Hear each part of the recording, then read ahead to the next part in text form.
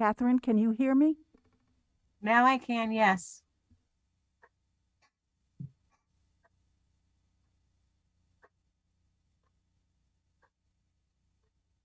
Now I can't. That's because I wasn't talking. Oh, okay. I saw your hand moving.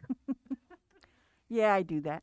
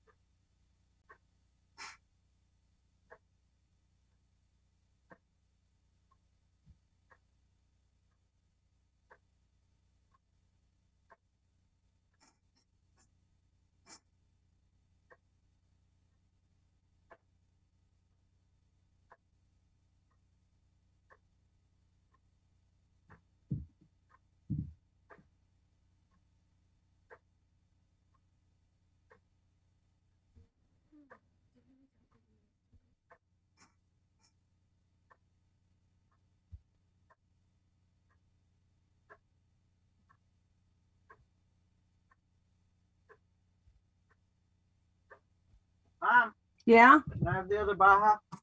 Yeah, I told you that earlier. Double check. Hey, Nathan, can you come upstairs for a minute? Catherine, you may want to go on mute. Sorry, I thought I was. No worries. It was entertaining.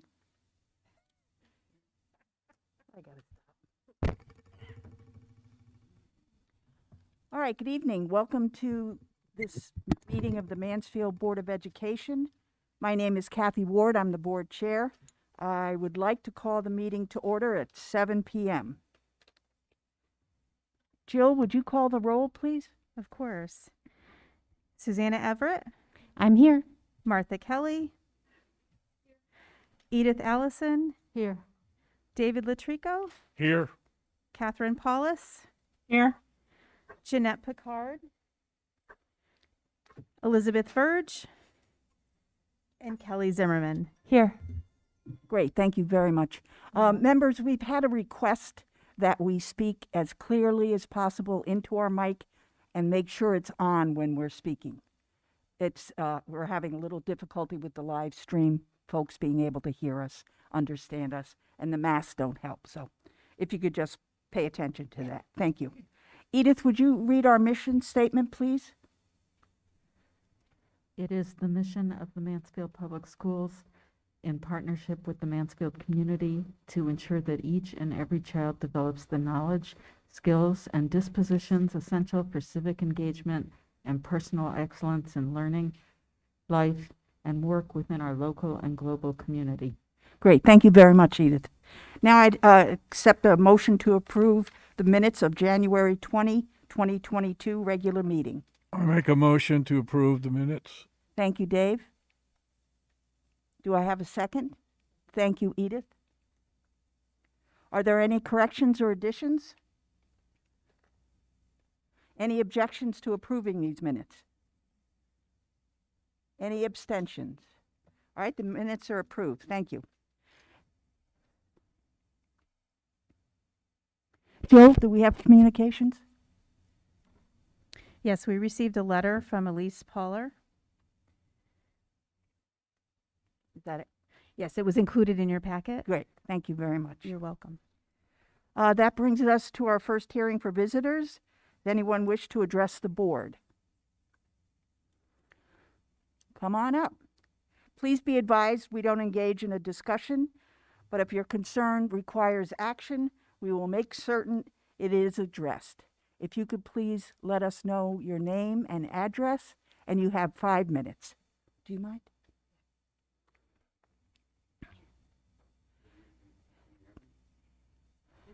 Hello? Is that better? Yes, that's good. I am Brian Coleman. I'm the newly appointed town councilor here in the town of Mansfield. I live at 26 Center Street, Mansfield Center. I'd like to address you all tonight concerning the upcoming fiscal budget. I would be looking for a 0% increase based on several factors. We are consolidating 3 schools into one.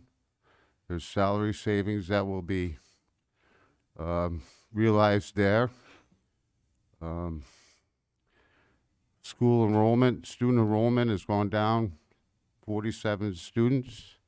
We're projected another 4% next year. And I think that we're spending far too much money on administrative costs. I'd like to read what Elise Poller wrote in her last paragraph. Instead, the trend in district spending of our limited resources the past few years has been a steady increase in administrative and other positions not working directly with our students. Teachers need time of our students to meet their needs and district goals.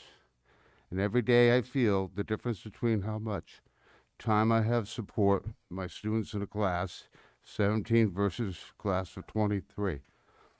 The difference is significant, and if we are serious about our mission and values, we need to refocus our resources and priorities to the front lines. We need to spend our money on positions that work directly with students. I think you ought to listen to Elise on this one. I think you should take the cost savings from what I just mentioned, reduce administration, and direct it towards the needs of the students. Thank you. Thank you very much, Mr. Coleman. Is there anyone else who would wish to address the board? Seeing none, I think we'll move on. Are there any additions to the present agenda? Board reports. The Finance Committee met prior to this meeting. We reviewed the quarterly financials dated December 31, 2021. General fund revenues as of December 31st, we received almost 2.4 million, or 25% of the budget, from ECS, the Educational Cost Sharing Grant.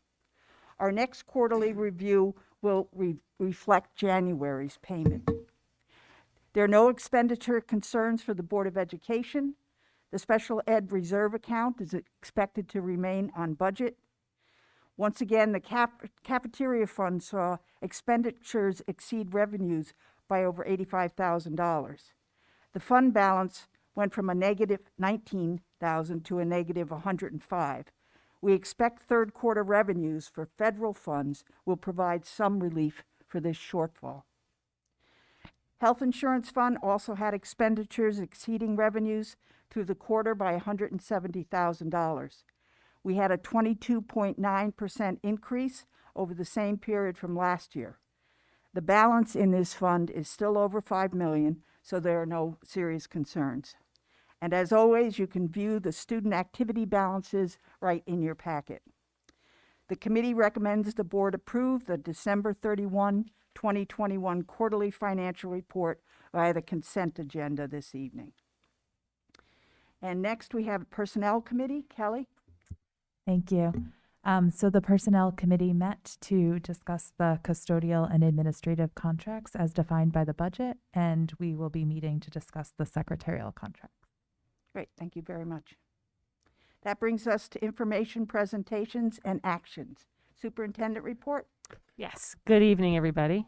So if you could bring up that, I'm sorry, bring up my slide deck. I have quite a few things to share with you this evening, and we have a long information agenda here, but I'll start with my superintendent's report, which will give you an update as to where we are with COVID, as well as some things that are happening at the state level with regards to our mitigation practices, and a few other tidbits as well that I have to share. Okay. I'll wait a minute.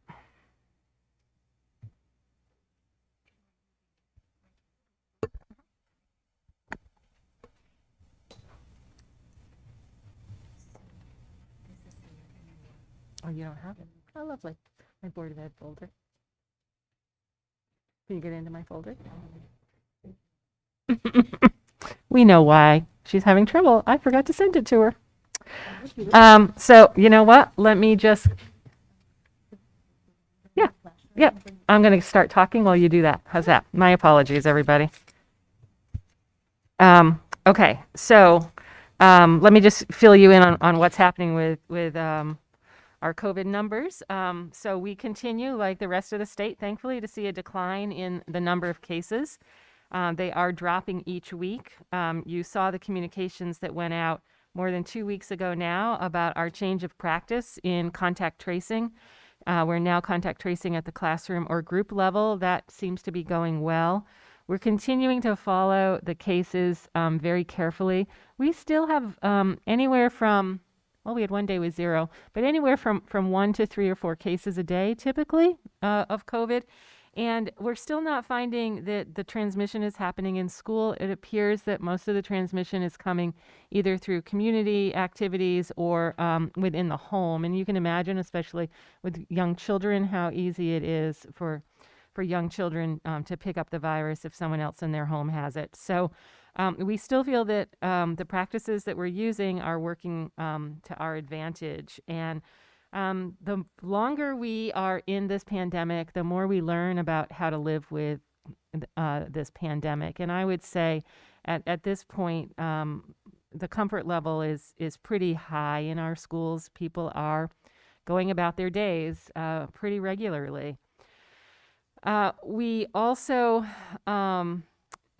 know, based on data and information provided to us by the Department of Public Health, we know that it's safe to reduce the quarantine times, and this has been happening for several weeks now.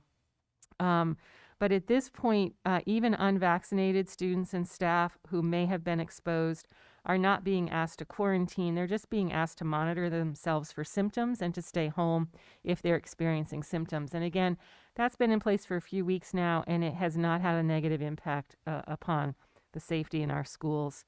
Our staff absences are minimal. They're not creating any disruption to daily operations. So even differently than in January when I spoke with you, where we had been experiencing some absences that were hard to fill, while we may not have the exact number of subs every day, it's not presenting us with any challenges that we can't overcome.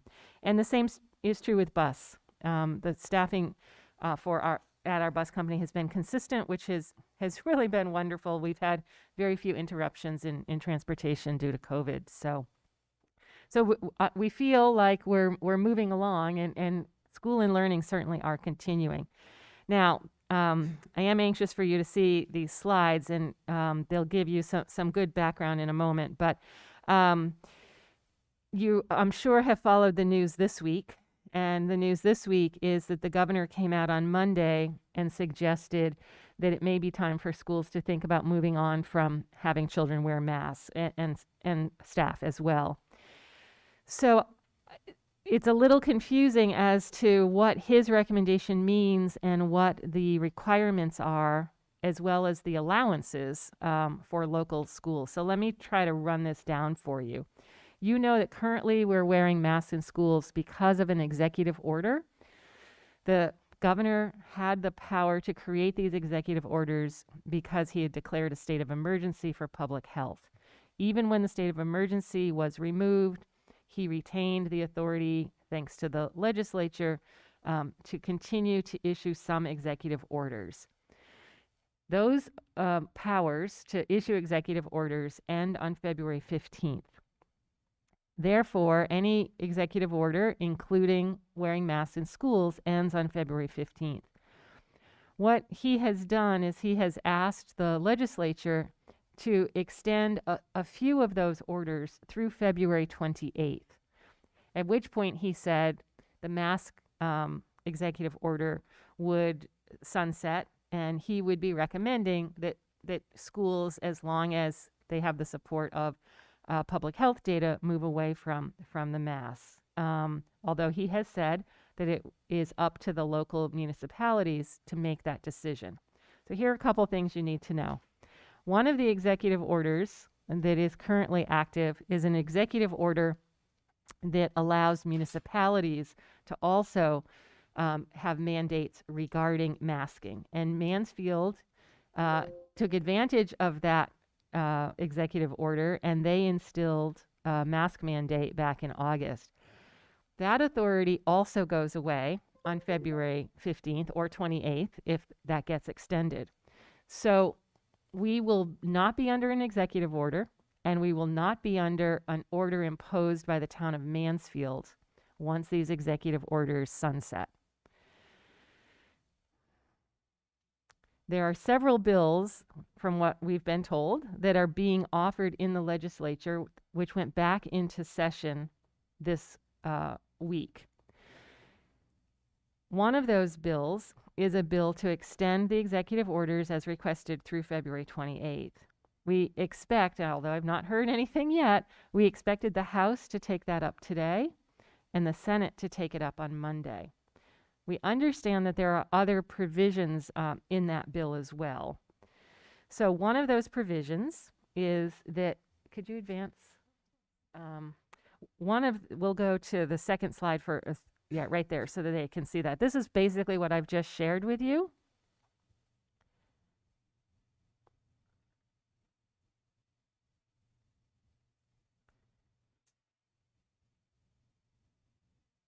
And then if you could go to the next slide, what might happen next?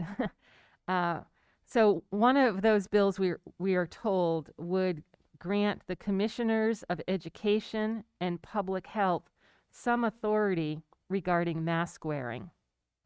That's common because the commissioner of public health in particular has some authority over imposing restrictions or mandates on the public in order to support public health. So again, we don't know the extent of that authority or how it's written in the bill, but if the commissioners of education and the commissioner of public health do not require masks, then the local agency, in this case the Board of Ed, will be allowed to pass a policy that requires mask wearing. So masking requirements cannot be decreed by administration. In other words, the superintendent, unlike when we were in the state of emergency, the superintendent cannot say, I'm going to require all masks. It would require a vote of the board and a policy that you would develop. Okay? So there could be several things that happen between now and you needing to make a decision about that. And I would think you'd want to make that decision with some support. Eastern Highland Health has already had one meeting with the State Department of Public Health regarding guidance that may be created to help us know from a public health perspective when we should or shouldn't be continuing to have all students and staff wear masks. They're hoping that they will have some written guidance available to us early next week. So again, if the executive orders get extended, we will have until February 28th to consider this. If the executive orders do not get extended and they end on Tuesday the 15th, then you would have to then, probably shortly after that, if you wanted to set a policy, do so then. If you choose not to establish a policy, that's fine. You don't have to establish a policy that says no masks. You only have to establish a policy if you say masks are required. The other thing you should know is that there's one other time during the day when students and staff need to wear masks, and that's when they ride a bus. And that's because of the federal requirement and that anyone on public transportation, airplanes, public buses, trains, everyone must wear a mask, and that includes school buses. So at this point, discussion of masking on buses is is still out of our authority, and that will continue until such time as the federal government chooses to change that requirement. So let me stop there and see if you have any questions on that. David. February 15th, if the governor's executive order stops, or we should say it, then students would not be required to wear a mask in school. Am I reading that correctly? Correct. And the board would have to rule on it on the 15th. The board would have to establish a policy, right, on the 15th. Well, how can we do that? Well- Would we have to do that tonight? No, you don't have to do it tonight because we know that the legislature today is taking up this question. And I would recommend to you that you wait to see what happens. I understand that the House is taking up the question today and that the Senate will take up the question Monday. Remember, they only came back into session this week. So I would definitely recommend that you wait to see what they do. But we would have to do something right away. If you On the wanted, 15th, if they don't. if you wanted vote to on it. require masks, yes. Jeanette, and then Kelly. So I understand the need to wait through the 14th, but if no legislation is passed that would extend mask wearing, and we wanted to discuss that, what is the format to allow us to hold a meeting before the 15th is over? So you can post a meeting at any time with 24 hours notice. So we could post a meeting on the 14th and be able to meet On the on the 15th. 15th. Yep. Okay. Kelly, please. I think that I would definitely be in favor of us creating a policy based on health metrics. So that's the kind of guidance you're expecting Eastern Highlands to provide, or you're not sure? We're not sure. I will Okay. tell you one other thing about health metrics. When we first came back to school in the fall of 2020, we were all asking for some numerical guidance, right? Some metrics that, numerical metrics that gave us guidance on when we should be in-person learning, when we should be hybrid, and when we should be remote. And the guidance that they gave us, you may remember this, was the 3 colors, right? So when your town's in the green or the orange or the red. Well, we got into the red in no time at all. And guess what? We were just fine in school. And in fact, it was remarked upon several times last year in our weekly meetings with DPH that no one ever thought in August, when we put these metrics together, that you would be able to be in school with whatever the numeric was. It was 15 something. And yet here we are. And that particular metric now is just off the charts. Like during Omicron, it was, over 100 in some communities. So you have to be careful of these metrics because as the virus itself continues to mutate, it has different effects. And so I understand the desire to want to have something firm that says, yes, we've hit this point and therefore this is our move. But this virus has just behaved in ways that people can't predict. And so it's really very challenging. So I understand that, and I think that's a very valid point. The CDC guidance still is listed as recommending masks in schools, correct?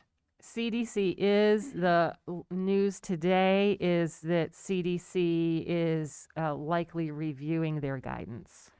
Okay, so if we do develop a policy, which I think is important, no matter what we decide goes into that policy, I think it's important for us as a board to have a policy.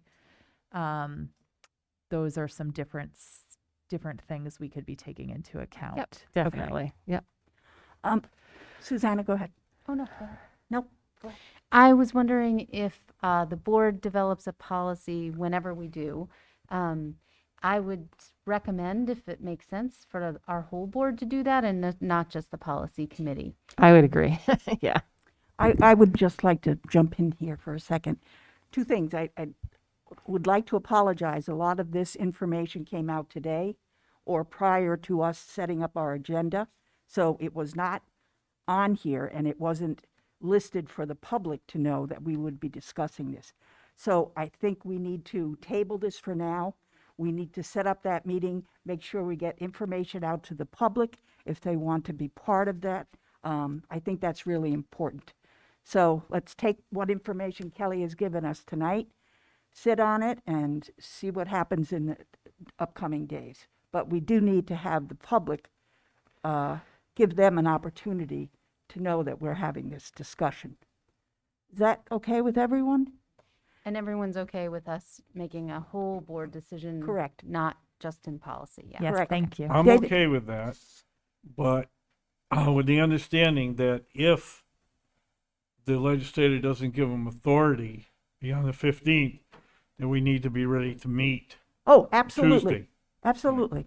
I think we probably should meet regardless. On Tuesday? Yeah? No? All right. It's just going to be hard to get me. That's all. I'm sorry. Oh, okay. All right. Martha? I think when we consider this, we need to also consider vaccination, people who are vaccinated already and boosted. And there might be a difference. Just something to think about, whether they mask or not. Giving them the leeway or something. It's just All right. something to think about in a week. Okay, Thank you. great. Thank you, Martha. Anyone else? Just Jeanette? not in a week, though. It would have to be earlier because of, depending on what happens, because of when the governor's orders would expire. Right. Right. Okay.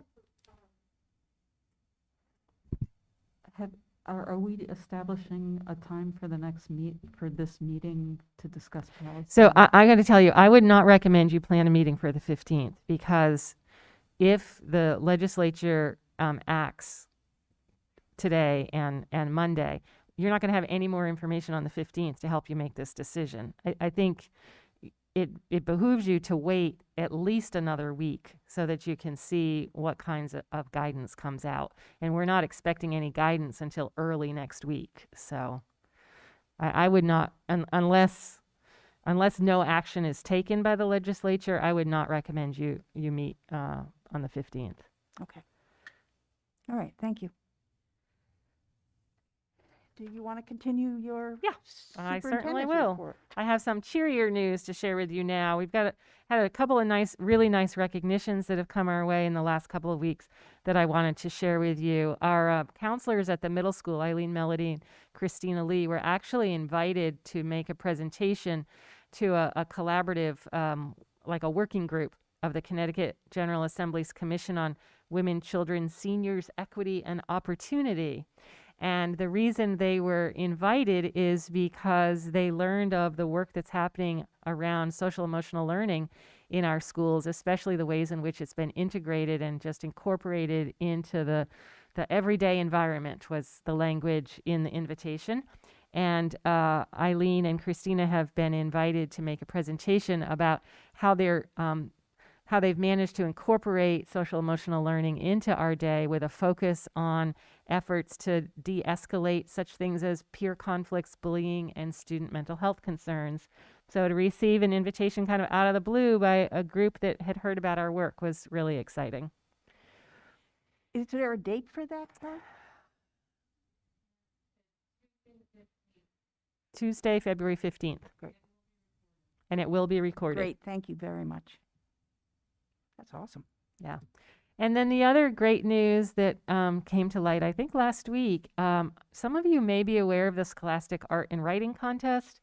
It's a national recognition program, very highly regarded among middle schools and high schools. And we had several students who had pieces of writing that were submitted to the contest. And we had 2 honorable mentions, one 7th grader and one 8th grader. And somebody who received 2 silver keys, which is, I've never seen 2 silver keys. I don't know if it was for 2 pieces of writing or like so good that she got 2 awards. But we also had a student, Sophie Marcus, as you can see here, who received a gold key and was nominated for the American Voices Award. And I will tell you, having been a middle school principal, a gold key in the Scholastic art competition is really quite a feather in one's cap, and often is accompanied by a national opportunity in New York. So I don't know if Scholastic is going to be able to bring students together, but that's really quite a showing for an elementary school of our size to receive those awards. And there's a little more information just about that on this slide as well. So I believe the ceremony in March is a state recognition, and then the national is typically, I think, in May. I know it's springtime. So congratulations to those students. And I have one more piece for you. You know that we've been doing some work on our recruitment practices, especially our efforts to recruit teachers of color. In And Mansfield, we're preparing our students to explore real-life yeah, learning just in the a sec, sorry. by contributing to the local and global community by emphasizing our 6 core beliefs. Number 1, lead with equity. Okay. Our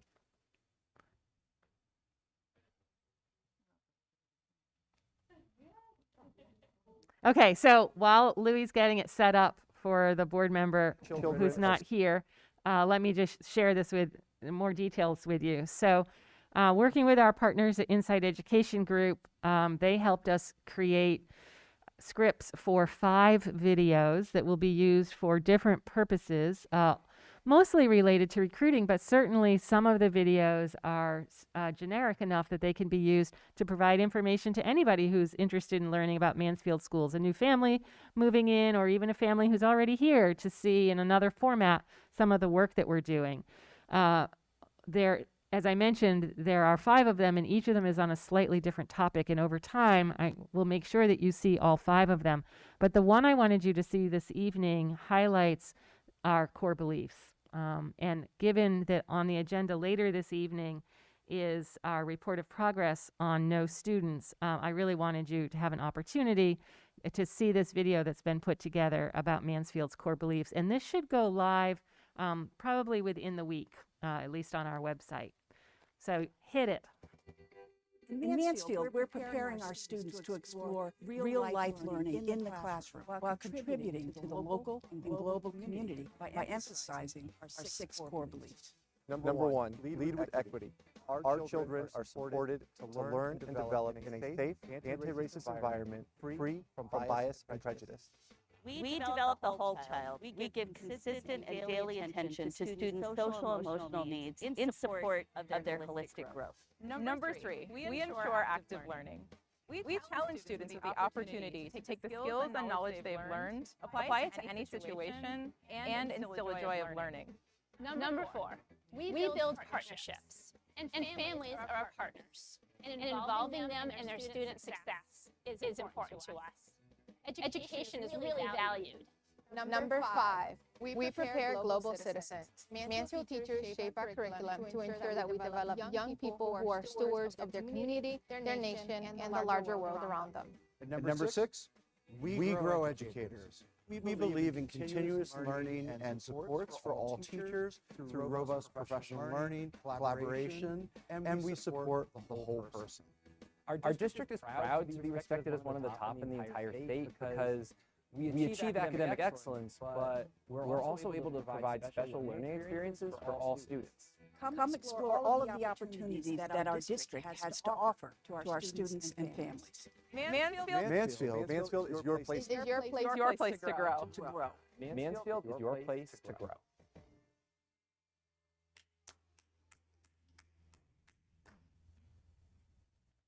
Very well done, isn't it? And I want you to know that we had a film crew here for 2 days, a 2-person film crew.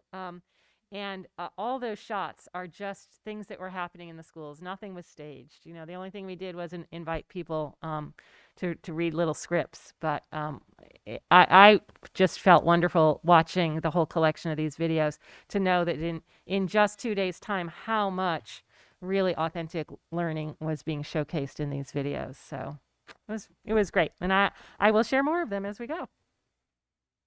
That's it. That's it. All right, let's move on to 2022-2023 proposed school calendar. So I have one revision to make to the calendar that was presented to you in January as your first read. I think you probably are aware that to the extent that we can, we try to match our calendar to Region 19 so that our families experience, similar days on and off with school. And after I submitted the calendar to you, some of the other superintendents who make up the Region 19 area approached me and asked if I would change our April vacation. They preferred to have April vacation the second week of April. We had it originally listed on the calendar as the third week of April. So in deference to them, I've made that change. You certainly don't want the Mansfield Public School students going to school a different week than the E.F. Smith students. But other than that, the calendar looks as it was presented to you in January. Thank you, Kelly. May I have a motion to approve the calendar, and then we can have a discussion after a second? I'll motion to approve. Thank you, Kelly. I'll second that. I'm just waiting for Jill to. All right, we have a motion and a second. Any discussion? Martha? Maybe we can do this after we vote, but I just wanted Kelly to please walk us through if we have too many snow days, is April vacation going to be jeopardized? So.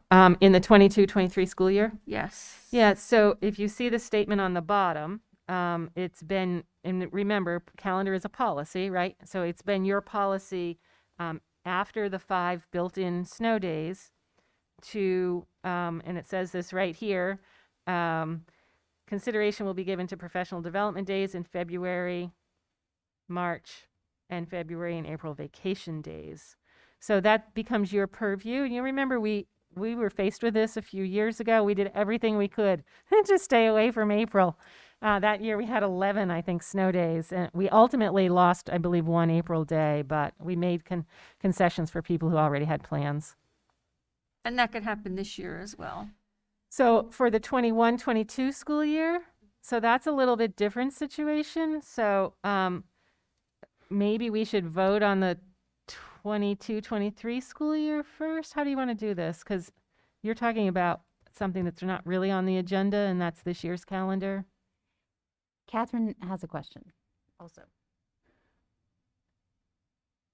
Okay, first I'm looking to Kathy to see, do you want to have any discussion about current year snow days?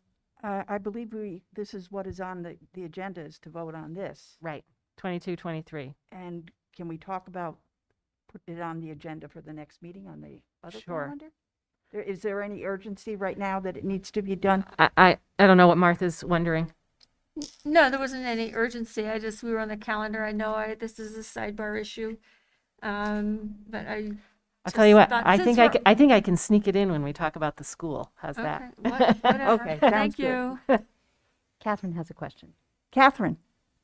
I just want to make sure, does the motion that we made regarding the calendar need to include the phrase about the changes that were made? Because it's a second, we've already had the first read with a different April dates. So I'm just want to make sure we're doing it right and that the motion includes with changes or something to that Well, effect. we've been presented with a revised calendar, so we could include in the motion, well, we can't do it now. You can make a friendly amendment to the motion. All right, would someone like to make a friendly amendment to include the word revised 2022-2023? Susanna? I will. Okay. And if it's a friendly amendment, you don't have You to don't vote have to on vote it as on long it. as everybody agrees. All right, everyone in agreement? All right, we will do that. Thank you very much, Catherine. That was a good point. All right, so we have the motion and the second. Any further discussion? All in favor, if you would raise your hand, I think that would make it easier for Jill. All right, Catherine? Aye. I think that was a yes. All right, so it's unanimous. Thank you very much, folks. Okay. Report of progress. Know your student. Okay. So I'm going to invite the administrators who are here to join me in this presentation. And while they come up, I'll start out with a little bit of an introduction. Because this is still new to us, this report of progress is your second report of progress. Reporting the progress on, I should say, the development plan for this year. And you'll remember that our practice with this new development plan is rather than do a pre and post presentation, that we will continuously throughout the year share the progress that's being made towards the actions and indicators that are listed in the strategic plan. So the strategic plan, of course, begins with the mission and the focus of our work, and then is supported by the core beliefs. And your whole strategic plan's focus is to ensure that those core beliefs are lived. We do that through a set of 3 key drivers: ensure deep learning, know students, and support the whole child. And last November, you heard a presentation regarding the first of those drivers, ensure deep learning. The presentation this evening is focused on the second of those drivers, know students.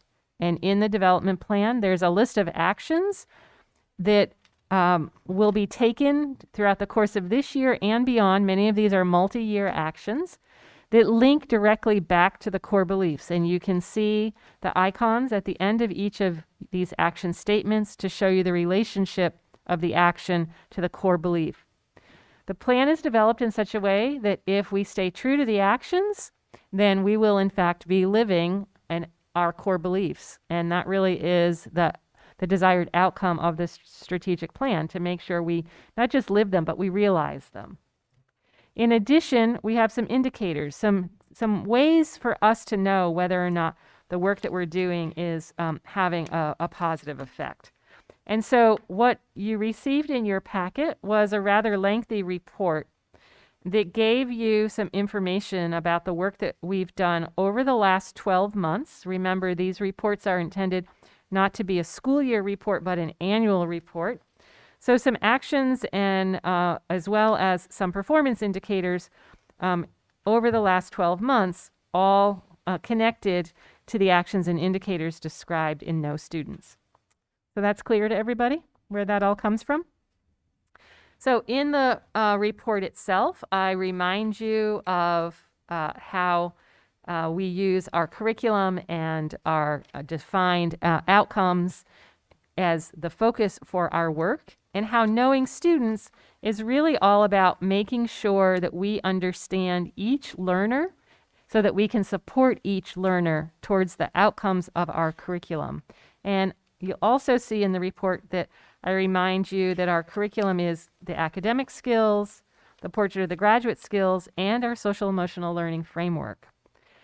The report then goes on to describe some of the ways in which we are coming to understand our students through the various types and styles of assessment that we're engaging in, and then the ways in which we support our professional staff in this work. The other thing that you might notice, if you went back and pulled out your slide deck in your report from November, is that there's some overlap between what we shared with you in deep learning and what we're sharing with you this evening. Because frankly, you can't really engage in deep learning if you don't know if students are learning. So some of what we shared with you last time included a little bit of assessment. The other thing that I will tell you, which is actually very exciting, but can be very confusing at the same time, is that we are finding more and more that the practices we use to teach are the same practices that we use to assess. And it's becoming harder sometimes to identify which of our learning moves are for the purpose of building understanding and which are for the purpose of assessing. Because, as they should be, There shouldn't be a big differentiation. In other words, you shouldn't wait until the test on Friday to know if somebody learned something, right? It's really something you need to be developing an understanding of throughout the learning process. Go to the next slide. So, how do we come to know our students? We believe, as this plan does, that you must know the whole child. It's not just about knowing whether or not they can pass a state assessment, certainly, or frankly, it's not just about whether or not they can read and do math. It's really about understanding the whole child. We also know that any information we gather about a child or about their learning should be thought of as data. The other way to say that is data doesn't only mean numbers. Well, information is data. We believe that, like our instructional practices, our assessment practices should be student-centered, meaning students should be leading the work rather than the teachers using more of a top-down approach.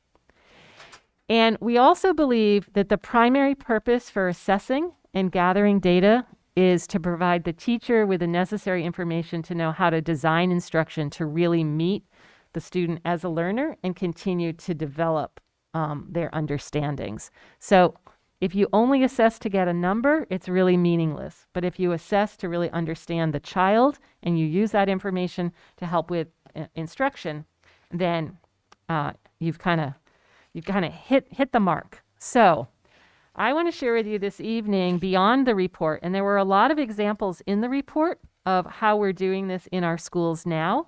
But I want to share with you in a little more depth this evening what knowing our students looks like. And the administrative team here is going to help me do this, including Lauren Rodriguez, who at the last minute found out she could not be here this evening because her daughter's concert was rescheduled due to COVID. And so she actually has recorded some things for us. I told her, please go to your daughter's concert, but she offered to record herself. So you're going to hear from Lauren at some point as well this evening. So we like to think about data as coming at us at 3 levels. And this is work that we've really immersed ourselves in this year, this work by Shane Saphir, who talks a lot about this lowest level of data. Wow, the red print doesn't show up on that screen. Isn't that funny? So there's satellite data, which is data as you would imagine, bird's eye view and then some. There's map data. There should be a little red word map there. It shows up on our printed copies.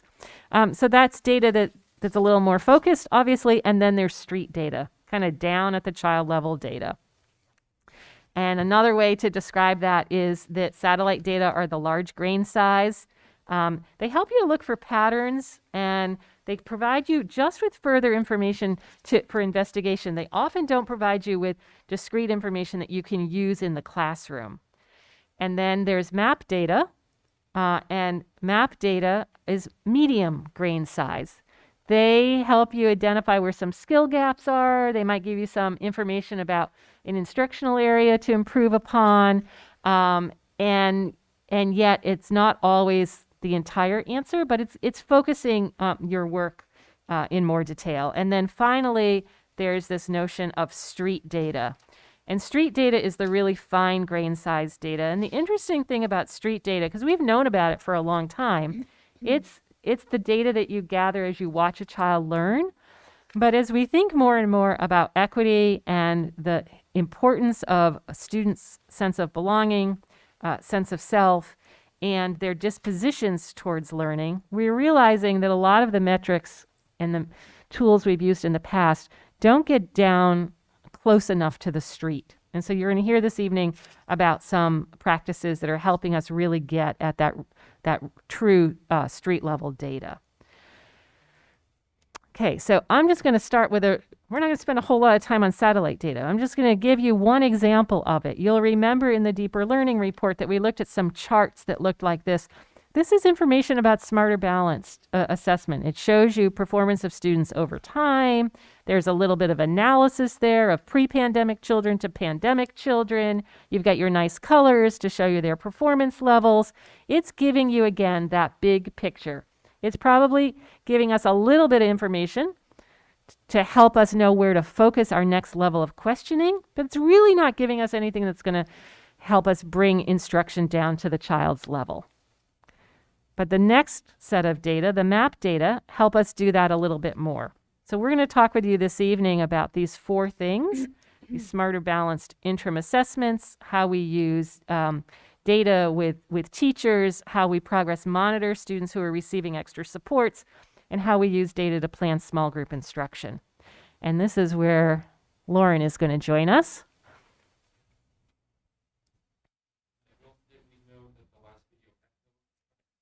I know. I wonder if we all need to turn our mics off.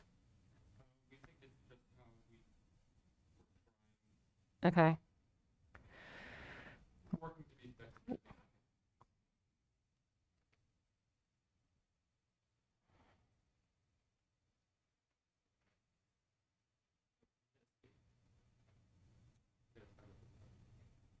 Minimize it. Oh, sorry.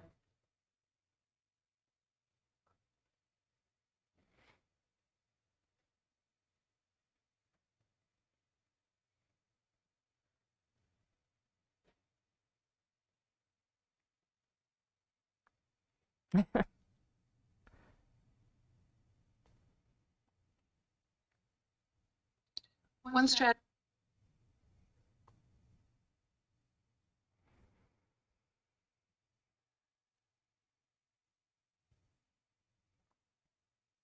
Strategy that's being used throughout the district are looking at our smarter balanced interim assessment block data to help us inform our planning and our next steps for students. So right now I'm just going to speak with you about what that looks like at Southeast. We have opportunities through the smarter balanced assessment to have 3rd and 4th graders take what we call the IAB, which is what you see in the slide, and it gives us a chance to really target down skill areas for reading and for math. So teachers make decisions on which IAB they're looking to assess. Geometry is an example. What you'll see in a classroom is a teacher gives this shorter assessment, usually only a few questions. And as a result, the Smarter Balanced website shares with the teacher more specific data on which questions that they got incorrect and where they need further instruction.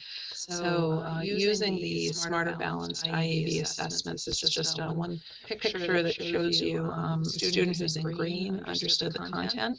And you can even further break down the data. Right now you're looking at grade level data, and as I said, it breaks down into student level data too. I just didn't share that with you. A student who is performing in red showcases that they will need some additional support. And a student who's in yellow made some errors that also could use some reteaching. So basically, there's 3 ways, 3 levels that get reported out, and we use those results to be able to teach in small group. So if we can go back to the slide, you'll be able to see what she's talking about. I'm going to give you a little more information as well. So as you know, the Smarter Balanced Assessment measures student performance in reading and mathematics starting in 3rd grade. These interim assessments are assessments that we can use at any time we'd like during the course of the year. It's not a full assessment. It's not the whole test that they take in May, which is typically when we give Smarter Balance, but rather they're much shorter assessments that are used to help us understand specific skills that students are assessed on in Smarter Balance. It does a couple of things. It allows students to actually experience the language of the assessment. It allows them to actually practice taking the test on the computer. But it also gives us opportunity to use these questions as teaching tools. And so often when teachers give the interim assessments, they have the students take the assessment and then together they work through the responses after the student has taken the assessment. So we use it as a learning tool. As Lauren was sharing with you, this looks at an individual student's assessment. This student has taken 2 different math assessments, one on fractions and multiples and one on measurement and data, did very well, as the green bar indicates, on the measurement and data, not quite as well on the fractions and multitudes. So if we could advance the slides, let me show you in a little more detail the entire system. So what a teacher is able to see on, and this is the starting screen on the dashboard, the teacher is able to see all of the assessments that have been given in that school, actually. And the teacher will know which of those assessments he or she gave. For example, you know, if you're a 5th grade teacher, you know you didn't give the 6th grade math assessment, right? But the teacher clicks on the 5th grade math assessment, and what they're seeing on this screen here is how the district performed on that particular assessment. If you can go to the next screen. You can drill down to get a little more detail, find out how many students took the assessment, and you can see for that particular test a very similar screen to that front screen. But if you keep drilling down, so if you had multiple schools in your district, it'd be a little bit different. If you keep drilling down, you can see not only the district and the school data, but now you can also see the students in that teacher's classroom. So again, with the district having a single school and probably only one class taking this particular assessment, the data all look the same. But if you were in a larger district or multiple classrooms had taken it, you'd actually be able to compare the performance of your students against the performance across the whole school. And if you keep drilling down, you actually can see at the student level the items, so that you can begin to see which students had difficulty with which items. And again, because we use these as an instructional tool, we can then actually pull the items up and walk through the items with students and find additional ways to support the student to build that understanding.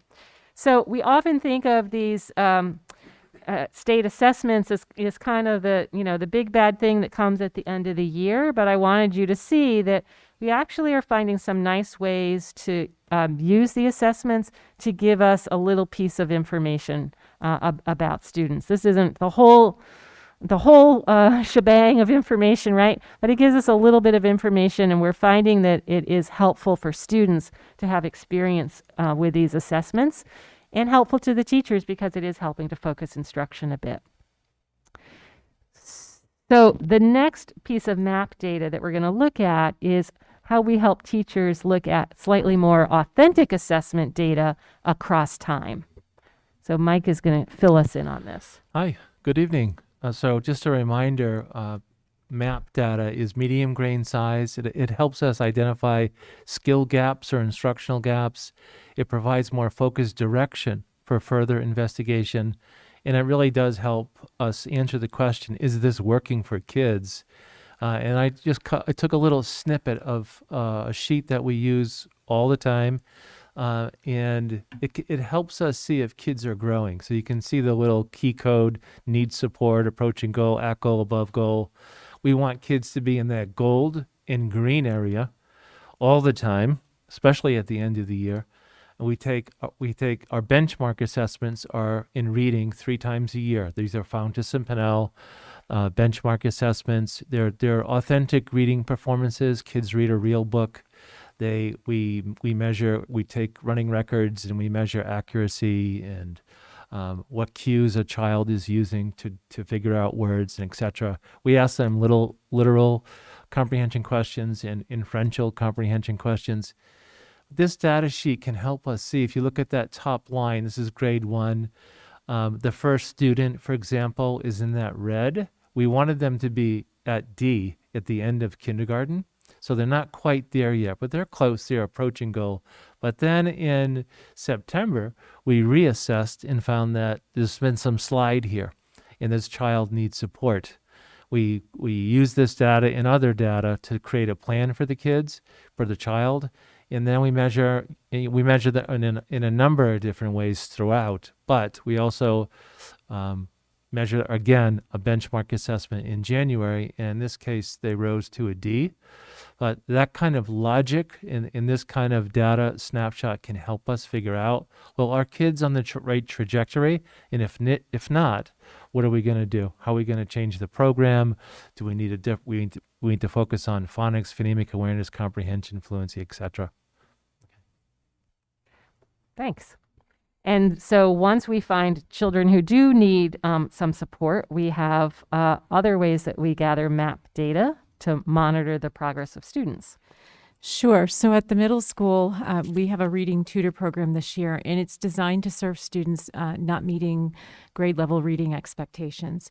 So candidates are identified based on a review of a variety of data. Smarter Balanced is our first indicator that we take a look at. We then look and review our STAR reading benchmark performance. We too also use Fontes and Pinnell assessment, and additionally, we'll look at classroom performance and teacher feedback.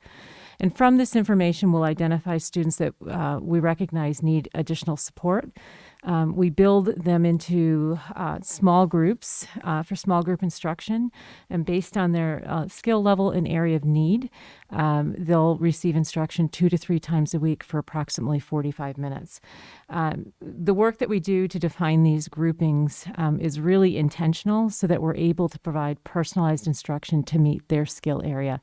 And we're really thrilled because our tutors this year, you'll see 2 names up there that are not unfamiliar to us. They are highly skilled teachers of reading that have retired from Mansfield Middle School. So we couldn't be more thrilled to have them. The process and approach that we use the level literacy intervention program.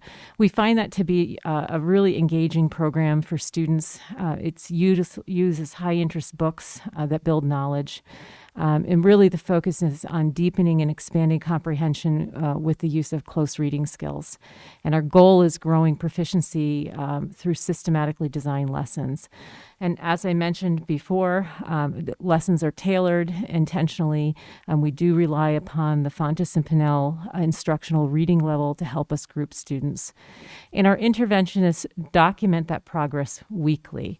They're documenting not only quantitative progress, but also qualitative progress. And that data is used to assess students' skills, growth areas, and additional instructional needs. And they'll use that information weekly to modify instruction accordingly. And lastly, we think about how we use the data that we collect in 2 ways. As I mentioned just previously, interventionists will review that data weekly. They'll look at their running records, their comprehension checks and notes that they document on a sheet similar to what you see up there, only it's much larger. And they'll take that information and see, are the students in these groupings meeting the goals that they've established instructionally for them each week? What adjustments might they make? Is there a need to potentially move a student to a different group because of their growth level? They'll also, the team, we work together, and monthly we take a closer look at their information. We look at a monthly assessment, Fontes and Pinnell assessment. At the mid-year, we'll also look at the STAR benchmark again, and we'll analyze student performance. We'll take a look at the growth they've made over the month. We'll discuss what are the next instructional steps for that student. Do they need an adjustment group? We'll talk about the types of lessons and comprehension checks where we need to move to. We'll also identify who's made the growth and at this point is ready to transition out. We're really thrilled that the opportunity to look at a variety of data builds our knowledge and understanding of the team, and it also allows us to collaborate together on action steps that support the learner, not only in their intervention group that they are participating with, but also the regular classroom teacher that supports their reading instruction. And we're really pleased that this approach this year, we're at the midpoint of the year, and we're seeing good growth amongst the students that are in that program.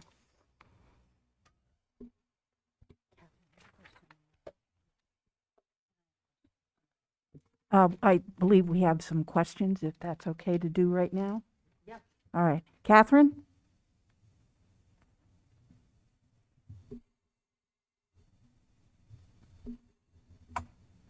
Catherine, are you with us? Yeah, it didn't click. On the the slide where we had the boxes of red, orange, blue, green, where you wanted us to be at green at the end of the year. I think it's 3 slides back.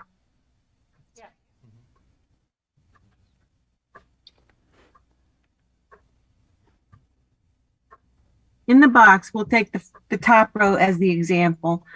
In the box, you have the first red box, you have a C. In the first blue box, you have a double A. And in the third blue box, you have a D. And then down lower, you have all different letters and stuff. But just going by the first row, what does that mean? So that first row is each one of those rows is a student. And the benchmark assessment, one was done in June of last year when the student was a kindergartner. And then there was one, I can't quite see the date from my purview here, but that's September of, it might say 2021. It should say, oh no, that's right. It does say 2021. Yeah, so that's at the beginning of this year? Yeah, I'm not asking about that. I'm asking about the letters in the box. Right. So, and then January, the last column is one we just gave the child. So going to the C, A, and D row, in June, they scored on the Fountas and Pinnell a C.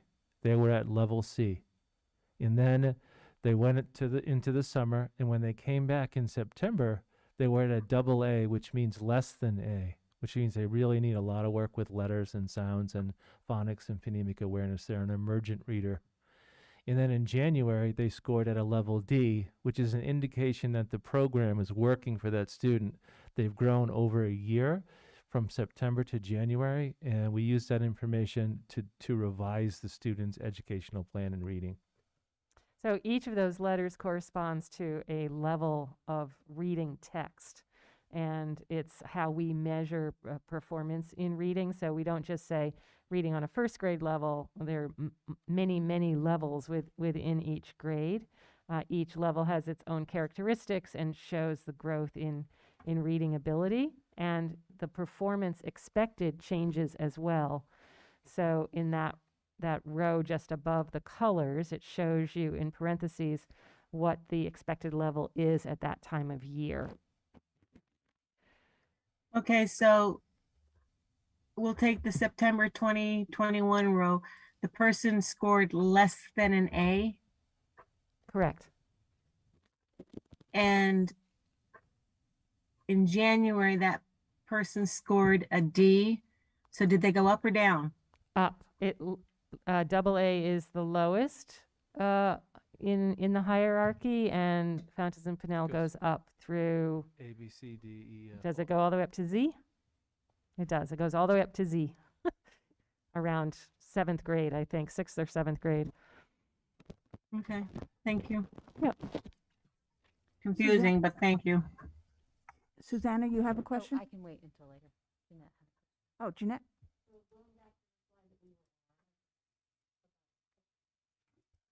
Sorry, going back to the slide that we were on where you were talking about the new You were reading right. tutors, I just had a couple of questions about Go that. back 2 slides. Um, One more. Is this paid for with our grant funds due to the pandemic? Yes, it's played for the So my grant next money. question is, it seems like this is a very successful program. Is this something that we're planning on continuing using regular budget funds after the funds expire? So we have grant funds for 2 years. Right. We'll see where we are at the end of 2 years. The assumption is that are greater numbers of students needing support this year because of the pandemic. And so this, the purpose of using those funds was to really hit hard, right? Right. Really do all we can to accelerate learning. And we'll see whether or not it's needed after next year. And it's my understanding that we have a similar program at the elementary schools. We do. To also provide that extra punch. We do. Okay, thank you. Yep. Susanna, do you have a question now? Okay. There's one more level of map data that we'd like to share with you, and then I have another comment before we move on to street data. But so you've seen how we look at data sets and how we use data to some degree for instructional planning. And Peter's going to share with you another way that we use what we consider to be medium grain size data to support instructional planning.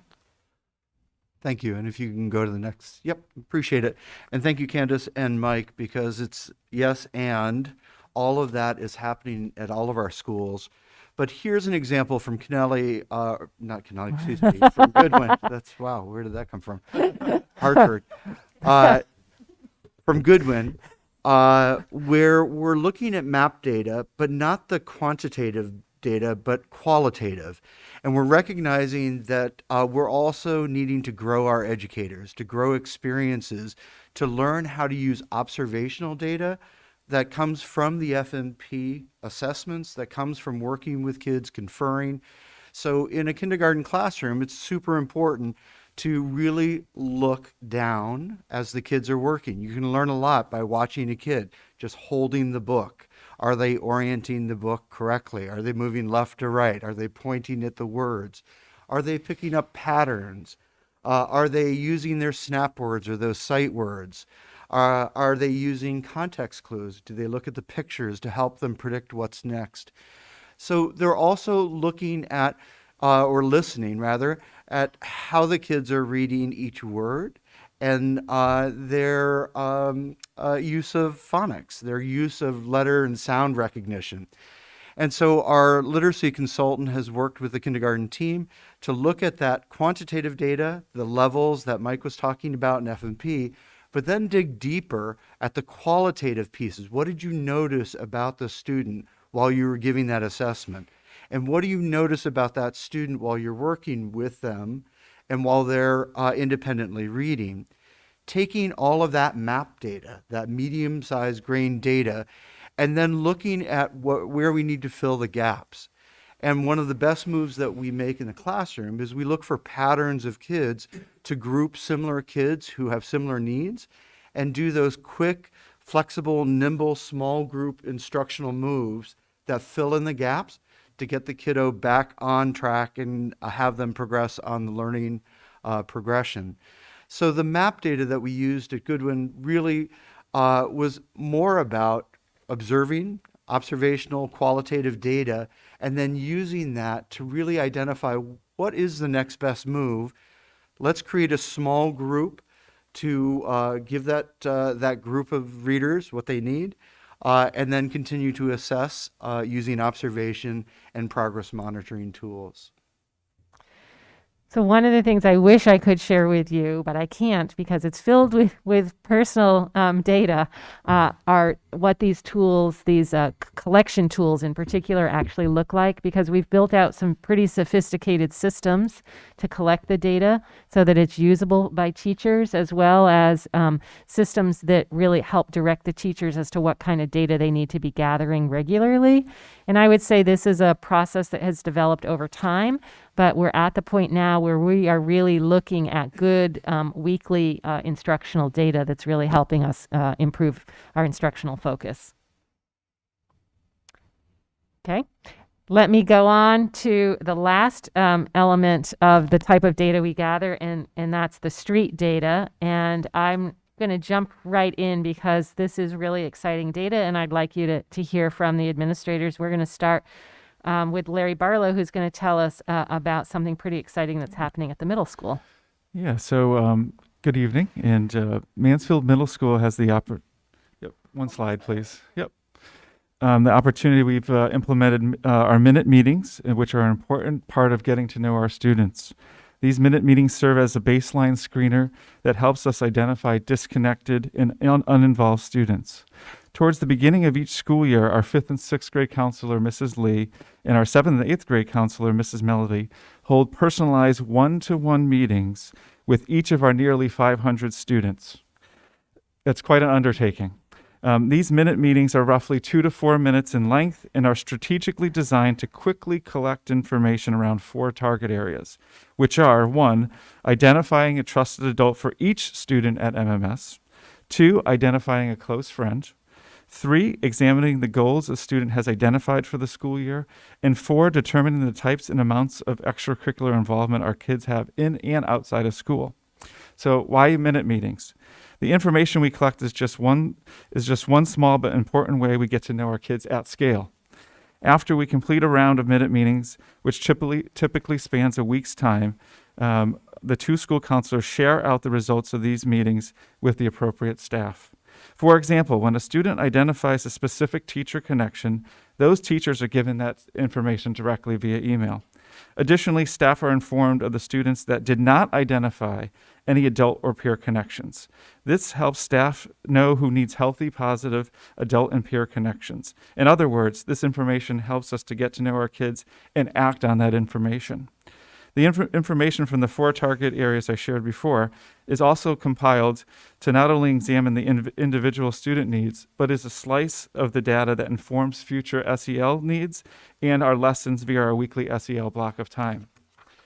For the past 2 years, we also have had teachers use this information and other student data to help shape their professional learning goals via the STEP program by examining the data in order to assess and target larger needs of the cohort at a given grade level.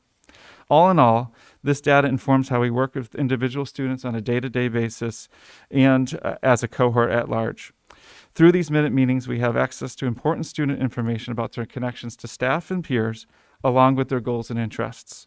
Now that we have consistently implemented this practice at the start of each school year, we have come to rely on this vital information in order to get to know our students.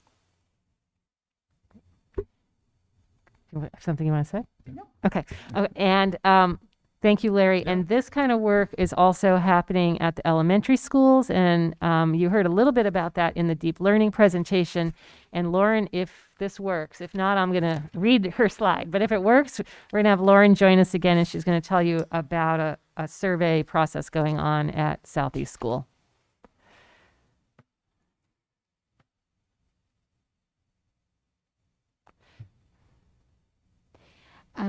Kelly, maybe you could. Hi, good evening, everyone. So while she's talking, equity surveys are an example. Do what? Because of her echo, maybe you could also pull up the slide to support what she's saying. I don't know if we can get the slide on the screen. That's what I was hoping for, but it doesn't seem to be working. Go ahead. Just.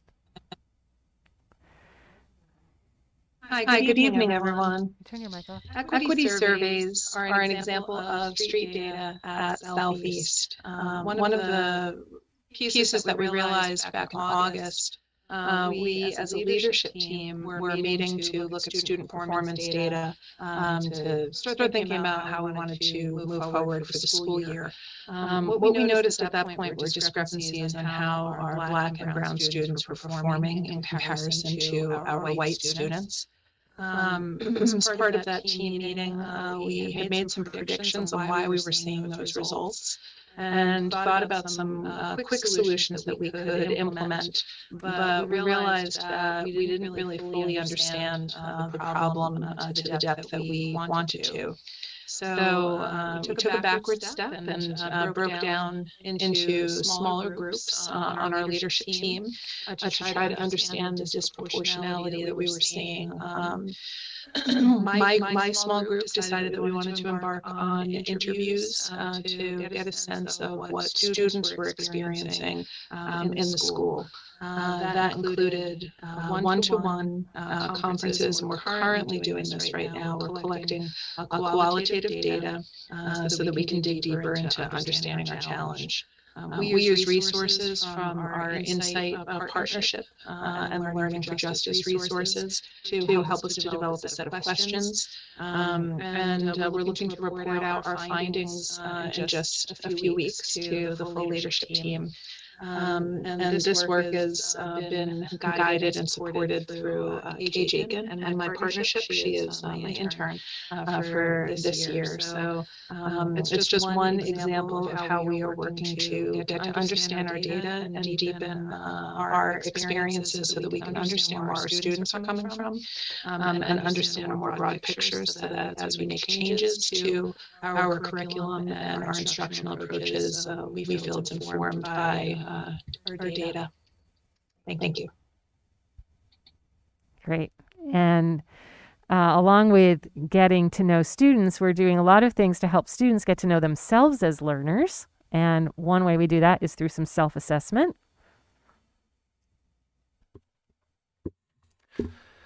Hi, self-assessment's a practice that is prevalent now throughout the district. It's ubiquitous. Reading, writing, math, everywhere you see self-assessment, and people are really digging into it. And it makes a lot of sense to me. If we think about the student-centered learning definition, it says when learning is student-centered, the student takes ownership of learning. And if we apply that to assessment, it follows, I think, that students should take ownership of their learning through self-assessment. A few bullets that we think about when we're thinking about self-assessment, designing self-assessment, is that we really do need to intentionally design it into the tasks over time. That's a design kind of thing you have to have in your mind in advance, that students really need to be clear on their learning outcomes, and that students need to use that self-reflection to develop goals to improve right now, kind of just right self-reflection. And I just wanted to highlight an example in the related arts area. We talk a lot about reading, writing, math.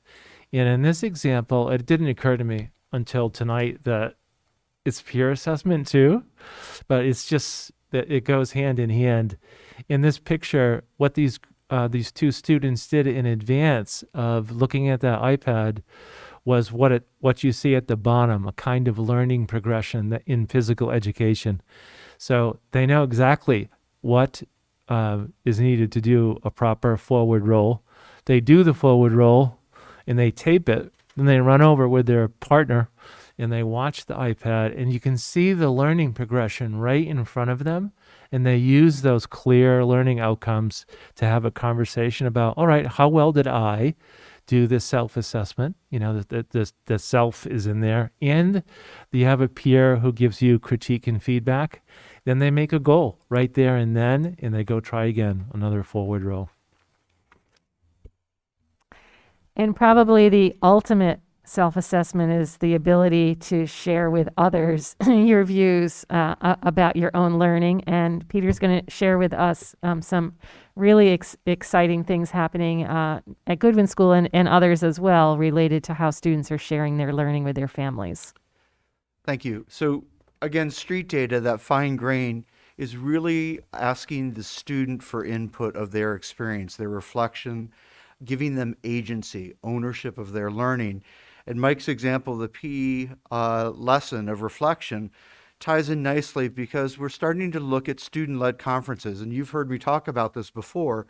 And student-led conferences is the idea that we take a fairly traditional activity in a school and we start to give ownership to our scholars, to let them drive the conversation about what are they learning, what is their goal, what is their experience, their street-level experiences in the classroom.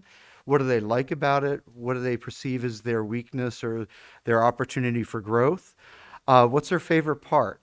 So the student-led conference allows us to recognize that we need to give voice and choice. And because this is new, and I know the middle school is exploring this as well, we're building capacity slowly over time. That begins with our teachers, to let them learn about like how you can make those moves of giving ownership to the student during conference time, which we know is precious time. So in this slide you see in the upper right-hand corner is actually a letter that goes home, and we give families a choice. Is this something that you're interested in? Do you want to Zoom? Do you want to do it in person? Would you like your child there?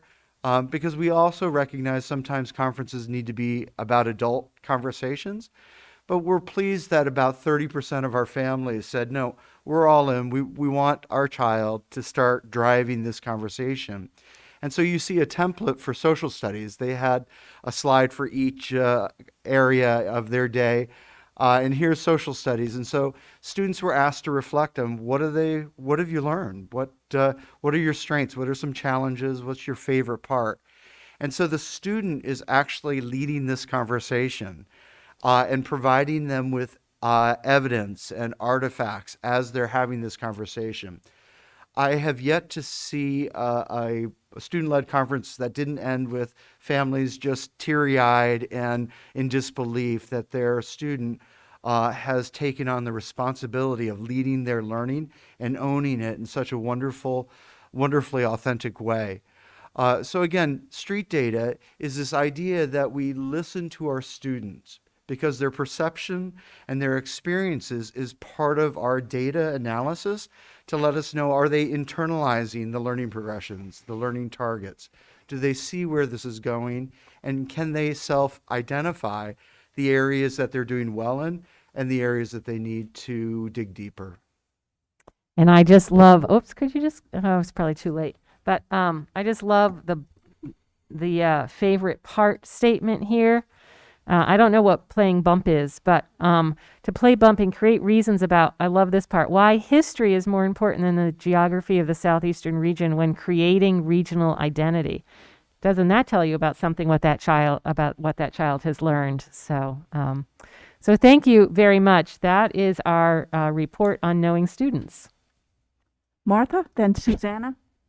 Yeah, I had a question about how families are involved in that, and Mr. Dart talked about it a little bit, but I was really wondering, like when Mr. Barlow was talking about the minute meetings at MMS, when you gather all this information, is this then given to parents? How does that work?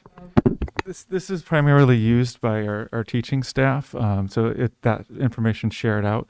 It certainly can be when we're conferring and having conferences with families. Some of that information can come up, but in a large scale version, we're not sharing this out to families in that manner. But certainly, when we're working with families, this type of information can be brought into the conversation. Thank you. Yeah. Especially if there are concerns. Yeah. Without a doubt. Yeah, can I speak to that a little further? As a former classroom teacher, we've been doing this for 5 years at Mansfield Middle School, and it seems such like an obvious move. It's like a no-brainer move. But as I'm thinking, this is really systemic and systematic. It's done. Everyone in our building gets this information, and as a collective team, whether it's myself or Candace as an administrator or our parents and teachers, we're looking at those kids that feel like they don't have a connection, and we're targeting those students. And then it's really reassuring when you hear that a particular student identifies you, and it just shows the impact that some of the conversations and the work you've done with that student. And it's really neat when you find that a student you really didn't think you made an impact identifies you, and you're like, oh, okay, wow, it worked. so it's really a neat an opportunity for us. And like I say, this is a no-brainer. I just don't know why we haven't been doing this for over a decade. Susanna? I had just a couple questions, but one about the minute meeting. Yeah. An amazing screener for Yeah. all the kids, which is Right. incredible. Yeah. Have you thought about doing it again at the end of the year? It sounds like it's incredibly time consuming though. Yeah. I mean, there are occasions where we do it multiple times a year. Yeah. The first of that was during the COVID year, Yeah. when we had lost the last few months in-person learning. So we did implement that there, and our teams, based on their work with the cohorts, make that decision. We've actually, for some of the second times, we've brought in other staff to help facilitate this work too.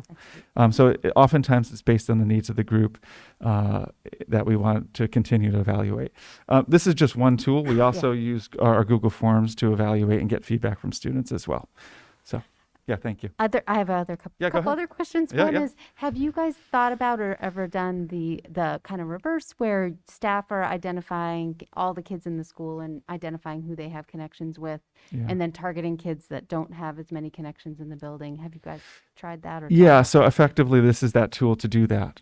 So when we get that feedback from students that they say they don't, because some students, very few, but some students say they don't have any adult connections or peer connections, and that to us is a red flag, and that's where we want to work as a team. I But guess I was just you've also, wondering Yeah. Oh, no, go ahead. Yeah. well, I think you've also done the reverse, Yes. where you That's ask what I was teachers wondering. which That's what I was students Yeah. do you know. Yeah, and actually that's part of our routine through our kid meetings, and that's something that's ongoing. My only other question, or it's a big question, but thank you so much. This has been super helpful to think about how you're using assessment data for making decisions and at all levels. That's been great.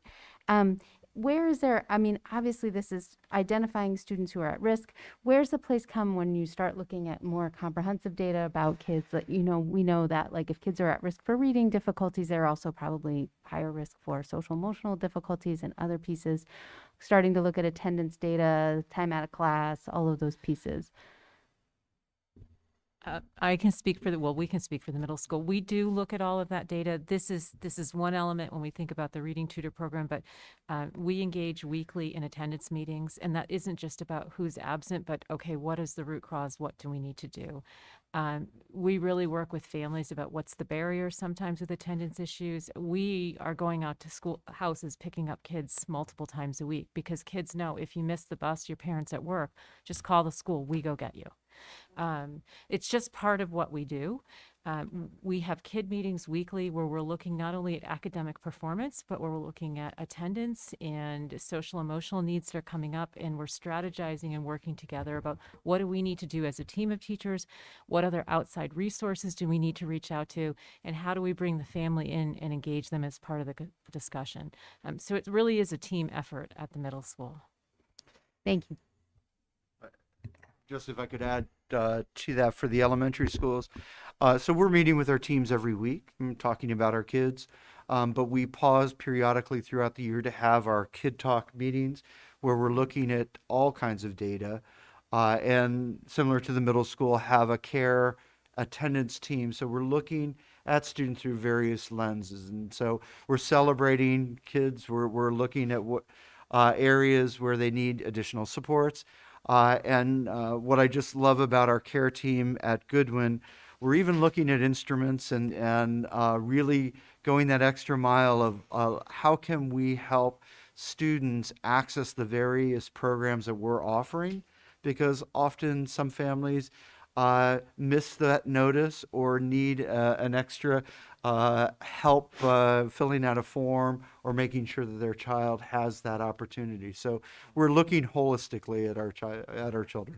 Add something to that. So just as an example today, the relationships are really the key. And Peter mentioned the CARES team, that they're at every school. And knowing the kid, routinely talking to them, about kids. I had talked with a mom this week, and she said, they're going to make me move. And I was like, what do you mean? And she's just talked through housing in this, that was a long story. I won't go all into it, but I said, do you need an advocate here? And she said, yes. So I said, well, I'm going to call the Mansfield Housing Authority. I didn't really know who to call.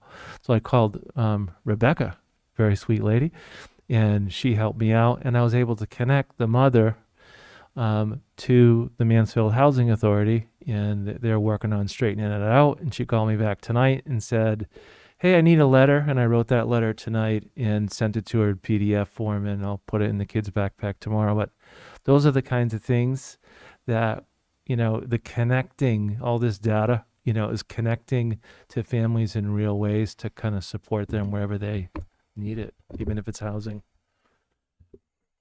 I'm just going to add one more thing since we're on this tangent, because I think it really is relevant. When we talk about knowing students, you're really thinking about, for us, all of us, it's about meeting them where they're at, seeking to understand, and from there, figuring out what the next step is. And so we could share examples all day long. It doesn't matter whether there's something we need to work through with a student, but we need to first solve the immediate problem of the screen on the phone broke. The phone's the only way they have to communicate with friends. The necklace broke that their grandmother, who's deceased, gave them. So before we can work through the problem, we need to fix that. And the list goes on and on. The kid who never played basketball in their life and made the team this year and needs the right shoes. And someone in this building regularly makes sure they have shoes. It is just all the ways we do it. The student last year that was biking to school with no brakes on the bike and a broken seat, and a teacher made a connection in town and got that fixed that day. It's what we do as a community to support our children and their families. And it's because we care so much about these kids, their families, and we want to see them all succeed. And, we have many conversations with kids all day where I say, we care about you and we really mean it. And we want to see you succeed in 6th grade and when you're out of high school. And so what we do is we work together to make that happen. And it's just who we are, and we celebrate them together when they reach 8th grade and they move on from 8th grade and when they move on from high school and beyond. And nothing brings us greater joy than to see them come back, and especially the families and kids you've worked the hardest with to get them there, and to see them successful as adults.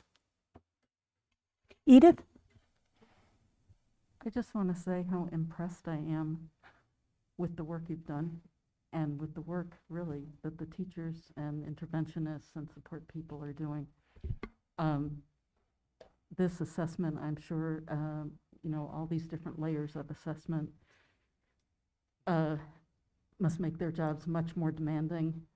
They're not just standing up in front of a class the way my teachers did. And I just want to say how impressed and blown away I am by what I've heard tonight. So congratulations. Susanna, then Jeanette and Kelly? Oh, I just was going to say thank you. I think one of the purposes of all of this, of course, is to not miss anybody. And I know you guys don't miss anyone, not one kid. And that's wonderful. So thank you so much. Jeanette? I have two separate questions about two separate slides. The first one is a concern as we're making the transition to the one elementary school. Part of what helps kids to feel that they have a place, to feel that they have a school home, is going to be changed. My 23-year-old can still sing the Goodwin song because she had such a strong connection to that school and to those teachers.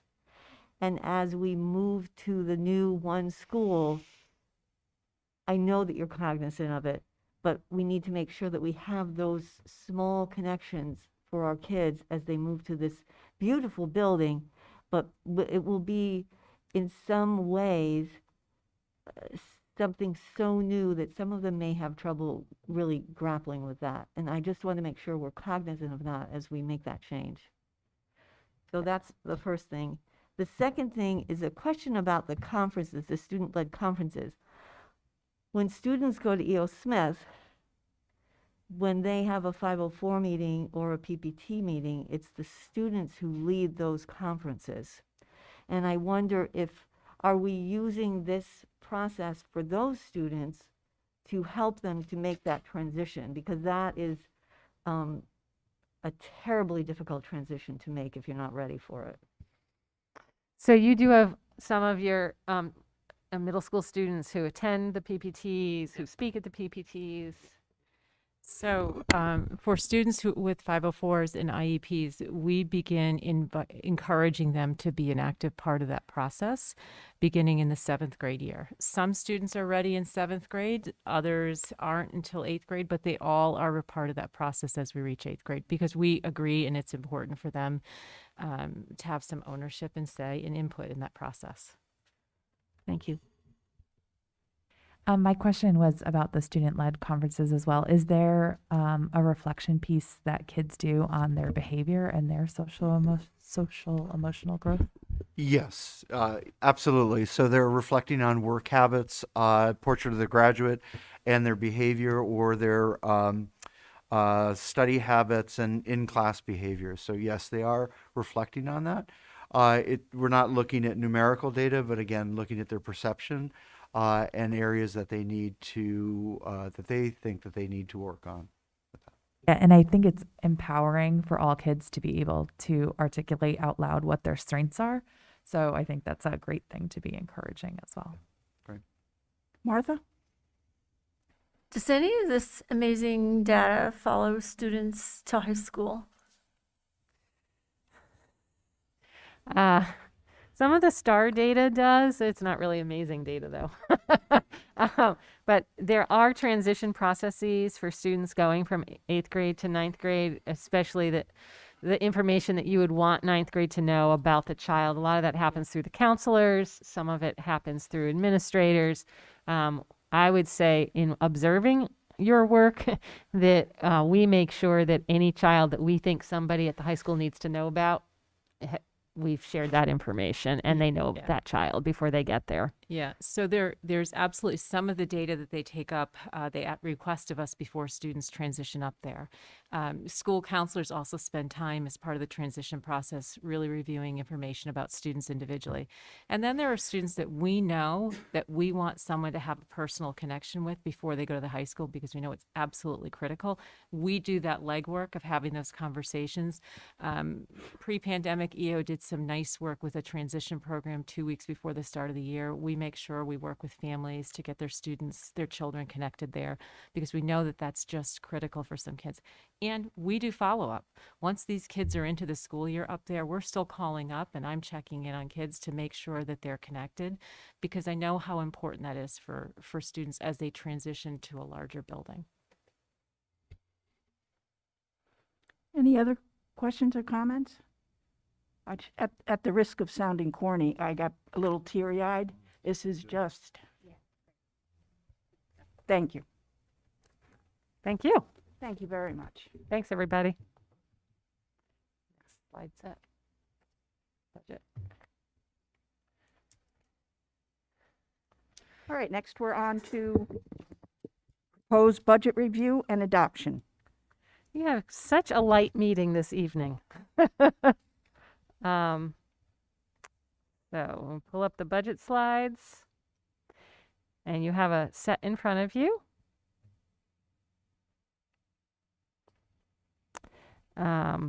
And let's see, I do want to make sure before I start, Edith had a question last week that I sent you a response to, and I'll just, for the good of the group, Edith had a question about a salary line that she saw, and it was in an account that I was not able to immediately identify.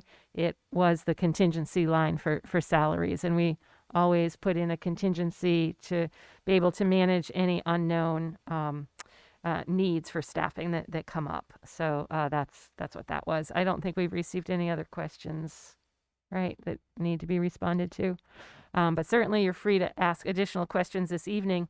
So I'm just going to give you the overview of the budget. Much of this you've seen. Some of it's a little bit reworked for you, but I want to let you know that this proposed budget, as with everything else we do here, really allows us to support the whole system of teaching and learning here in Mansfield. And we begin any budget by looking at the outcomes that we desire for students, and certainly that includes our core beliefs. So as you heard this evening, in order to live those core beliefs, there are a lot of very intentional things that we need to do, and many of those things require financial resources. So that is the primary driver as we design a budget. This budget also supports the transition to one elementary school. Very importantly, maintaining the promise that was made to the community is in that we would keep our class size guidelines as they are, and we would maintain the same level of programming for students in the new school, as well as the resources to support all learners.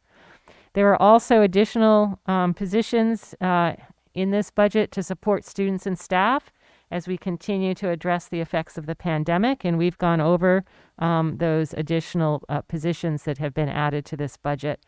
In addition, this budget advances our whole district efforts to provide effective teaching and learning practices to support our strategic plan. And while there are monies in this budget for professional learning, which certainly supports that, the other significant element is adding a director of teaching and learning to continue to advance this work, given you've heard me talk about this so much, given the complexity of what we're doing and the impossibility of a single superintendent to try to keep all of this work going. And then, as I mentioned, continue to engage the professional in building a student-centered system that really supports the whole child. So you've seen this, the next set of slides before. They were presented to you the first evening that the budget was presented, the overall summary of the budget, including some of the major increases and reductions. This is not a total list of increases and reductions, but these are some of the major drivers in our budget. Total increase of 1.06%. The next slide shows you the changes in the salary account. And we could go to the salary account. Thanks. The salaries account for 63.9% of your operating budget. And you know this, salaries and benefits take up about 80% or just more than 80% of the budget. It's a significant portion of your budget. And the increases in the salary negotiated agreements this year, without the savings brought by the reduction in staff, would have resulted in a budget that was about 5% over current year. So we're thrilled that we had those savings this year, so you were able to meet your obligated expenses for salary increases and increasing the salary line by only 0.4%. That, of course, includes the new positions as well. And then to remind you with regards to those staffing changes that we made some reductions as well as some additions because of the new elementary school, but it was a net change of a reduction of 11.7 positions.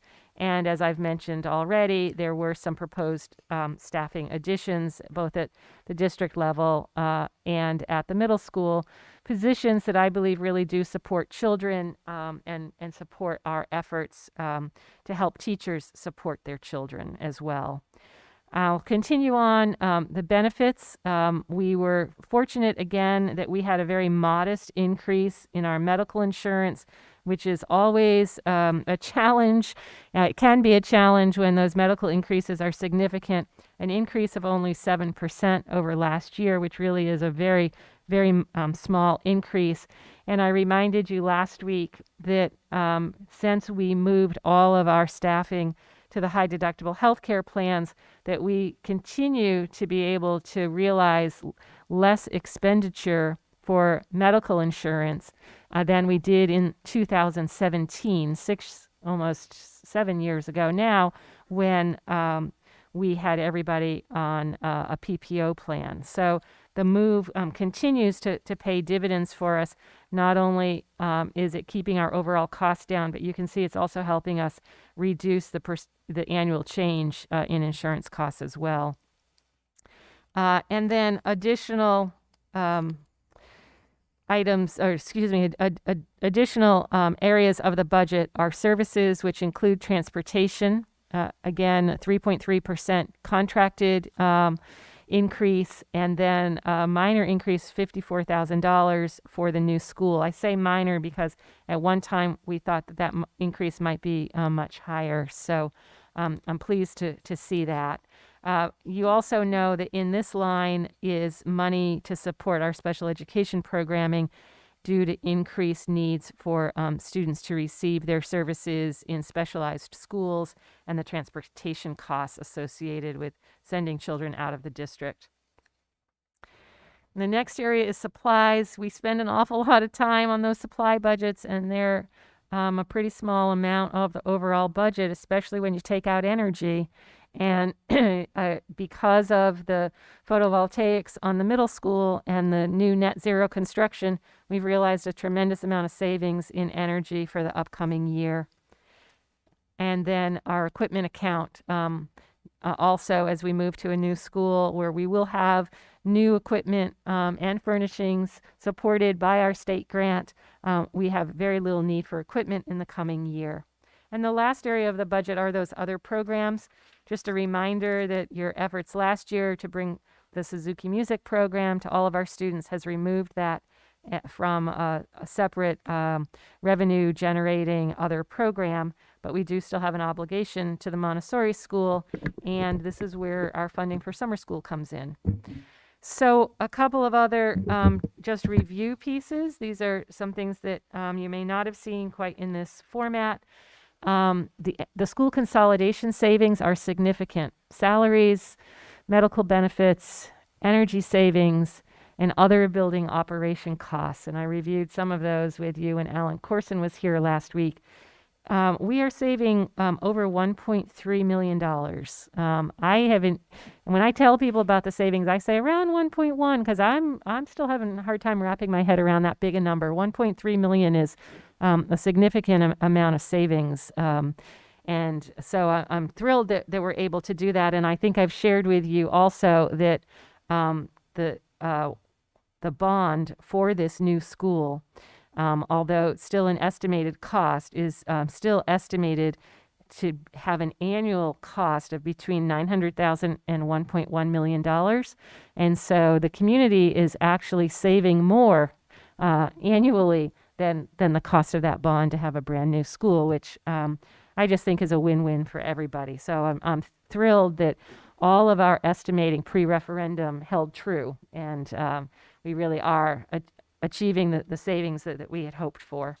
And then the last thing I want you to see is this budget history slide, because it shows you now with the proposed budget year added on a 10-year review, an average increase of 1.66% over 10 years. I challenge you to find other districts that have a 10-year average of 1.66%. That's a pretty low increase.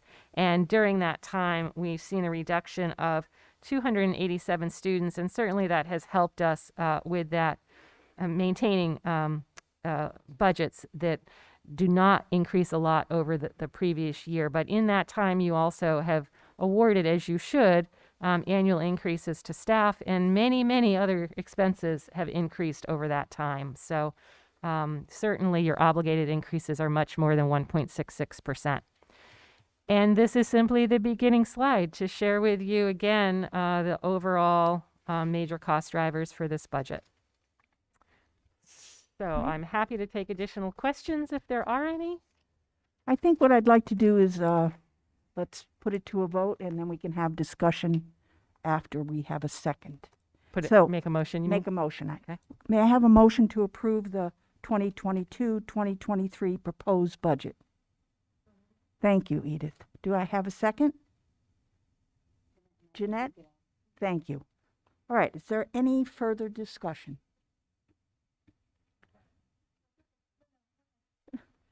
Okay, what is alarming to me about this is that when we look at last year, we had a reduction of 47 students. And upcoming next year, with Peter Prouda's estimate, we're going to have the same thing, another 4%. And when you multiply that times the per student cost, or you divide it into the total budget, it's $1 million. And we're still, I'd like to see a flat budget. This is feedback. Yeah, getting some feedback. Is it too close? Is that why? Okay. I don't know. But anyway, so I'd like to see a flat budget. I just think we've had all these reductions, which are great, but somehow, I think this is the time we can, it's $255,000 approximately, and I'd just like to see it reduced by that much, please. Kelly? I was actually just going to compliment all of your creativity and forward thinking with planning this and putting this all together.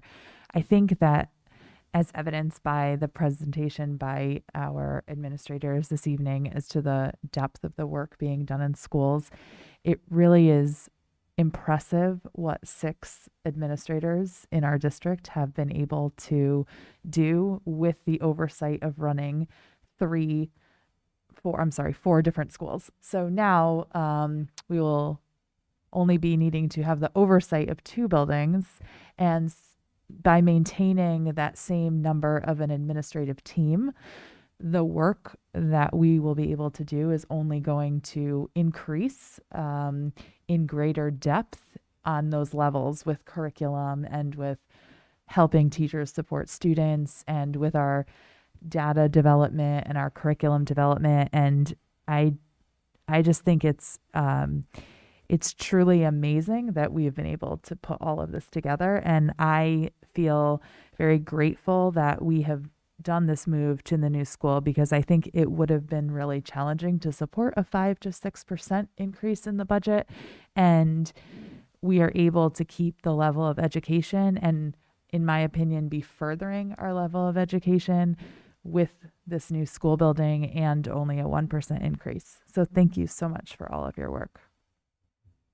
Jeanette, and then Susanna?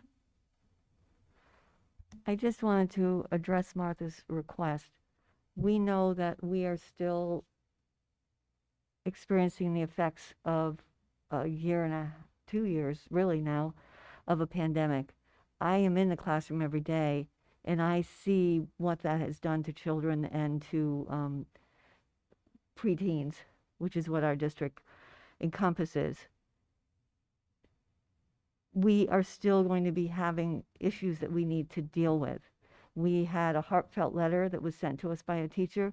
We had a speech which also spoke to that. And we're at a point where our teachers are doing everything they can with the resources they have. And to make that kind of a cut, to have a 0% increase, would actually mean that we would have to not provide some of those services. This is such a difficult and tenuous time for the children under our care that this is a time that we need to make sure that we provide the resources. And a 1.06% increase is an incredibly low increase when we see what other towns are having to do just to maintain their services. So this has been a very difficult 2 years. We still have what it will probably be another difficult year for students.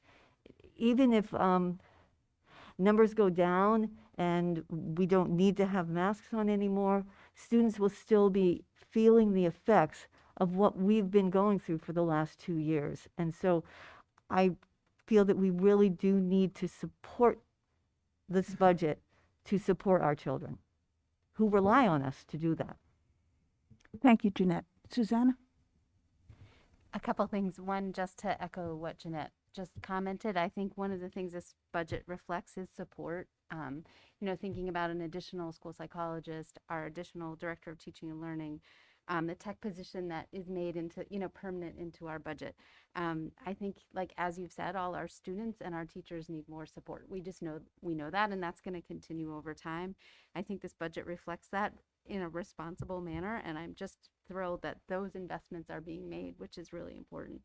I also want to say, again, Kelly, you talked about this two meetings ago, but I think that the thoughtful way that you reduced our staff, of course, we don't want to lose anyone in our wonderful, amazing staff, but how you've thought about that and been planful about it over the years. It's not just that $1 million that we're saving this year, but we're again saving that every single year from now, till forever. So that's also amazing. And I keep thinking back to the time. I want to also make sure that we think about outcomes. You start the budget process off with that, and I think that's really important. I remember a couple years ago you did a graph for us that was like our cost per pupil versus also what we get kind of bang for our buck versus other districts. And I am sure that would continue had you had the time to do that analysis. No, we couldn't do it this year because that was based on Smarter Balance results. Right. Yeah, it was a return on investment chart. Yeah. But I think our return on investment is amazing. Again, our district is much more than Smarter Balance results, but we have excellent Smarter Balance results and a lot of other things that we provide as evidenced by our that amazing presentation tonight. That was not just focused on assessment, but about how we support students, because that's what we do assessments for. So I think I'm very excited about this budget and appreciate everyone's work that went into this. Thank you. Edith, and then Martha. Well, I think my colleagues here have done a great job of voicing a lot of my reasons for supporting the budget. We are supporting the additional needs and associated costs of COVID. We are consolidating into one school. We're continuing to improve and offer wonderful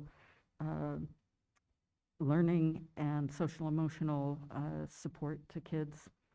And we're doing this while the inflation rate has been incredibly high, higher than it's been for a very, very long time. So I think it is kind of amazing that with our obligated costs of salaries, which is the highest part of the budget, that we're only seeing a 1% increase. So I think we're doing well. Thank you, Edith. Martha?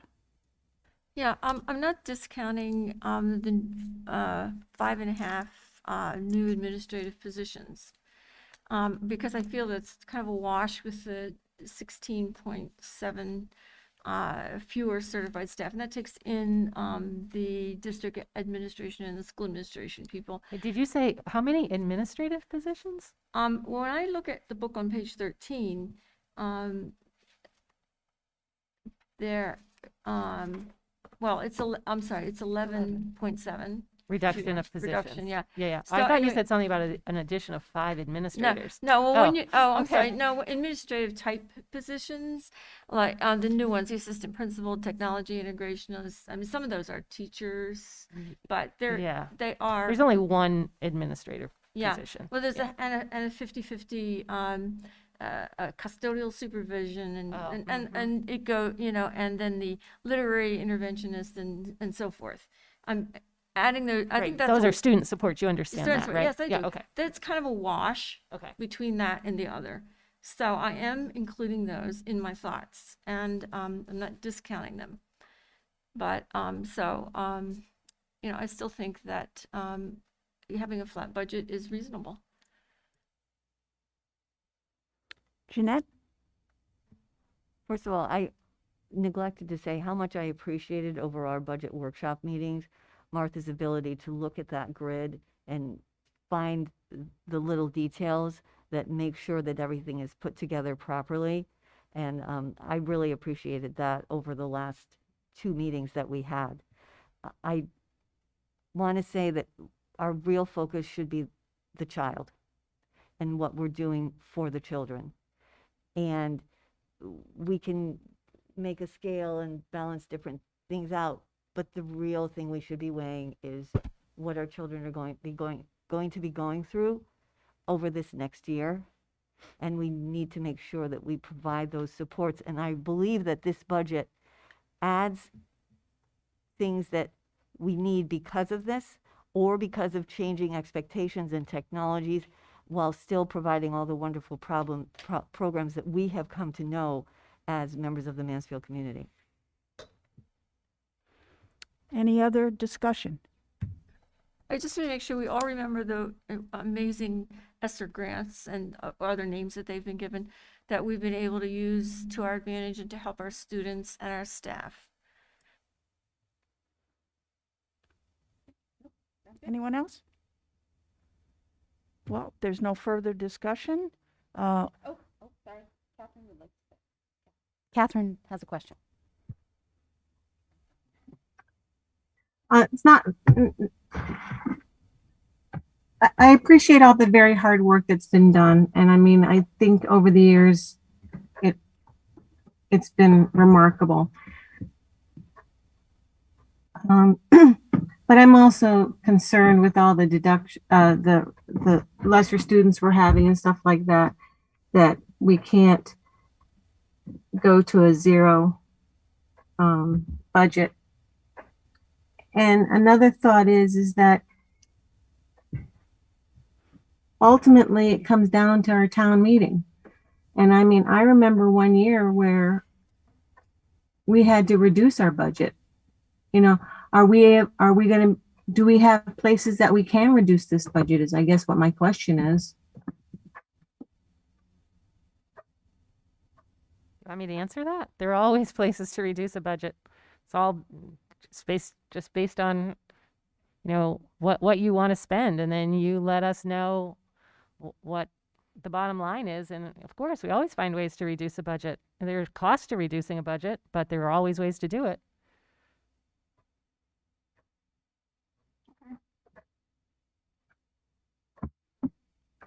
Catherine, do you have another question or comment? No, I just, Jeanette referenced the letter of the teacher, and her concern was that we don't have enough direct with the students, that we're getting too top heavy with administration. So how many of these new positions, like the IT guy and stuff like that, are going to be directly working with students? Because you said there was only one administrator position. So the other positions that we're getting, how many of them are going to be directly working with students? So the technology integrationist works with teachers and students, Mm-hmm. supporting teachers to use technology, but also often co-teaching and working directly with students. The custodial supervisor, I didn't think of as administrator. To me, that means a category of educator with a certain certification, but that is an administrative position in the sense that it supports the operations of your buildings just as custodians support the operations of your building. The language arts position at the middle school is direct student support, and the director of teaching and learning is a true administrator in my, a definition of administrator, somebody who holds an administrative certificate position. And what am I forgetting? Psychologist? The psychologist will work directly with students, but also supporting teachers. Okay, thank you. Kelly? Yeah, and I think, we had, just because Martha had mentioned the ESSER funds also, like the technology integrationist position is something that I've advocated really hard for over the last several years. Being a teacher as well, it's a critical position, and I think this is a really good opportunity to move it to a permanent position in our budget. We don't want that to go away. If we were to use grant funding for something like that again, it's hard. It will be a harder situation to fill next year, and we really need to be in a position to keep that. It's an integral part of the 21st century learning, and I do not think that we will be able to keep up with the pace of education without somebody in a position like that to help support teachers with their technology. It just changes too fast and it changes too much, and you need somebody focused on that. So I think that all of these positions really do directly influence students and their outcomes. Martha? Yeah, I wasn't advocating not having support staff. Because I think the new people are going to, it's a wash between those who left and the new. Sorry. Okay. So I think I'm not even arguing that. Thank you. Is there any further discussion? All right, we have a motion on the floor and a second. So all in favor, if you would raise your hand, please. Catherine?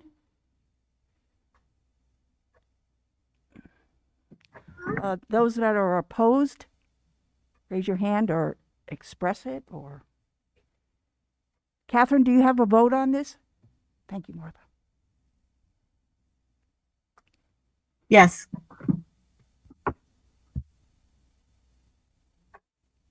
Yes, you have a vote, or yes vote?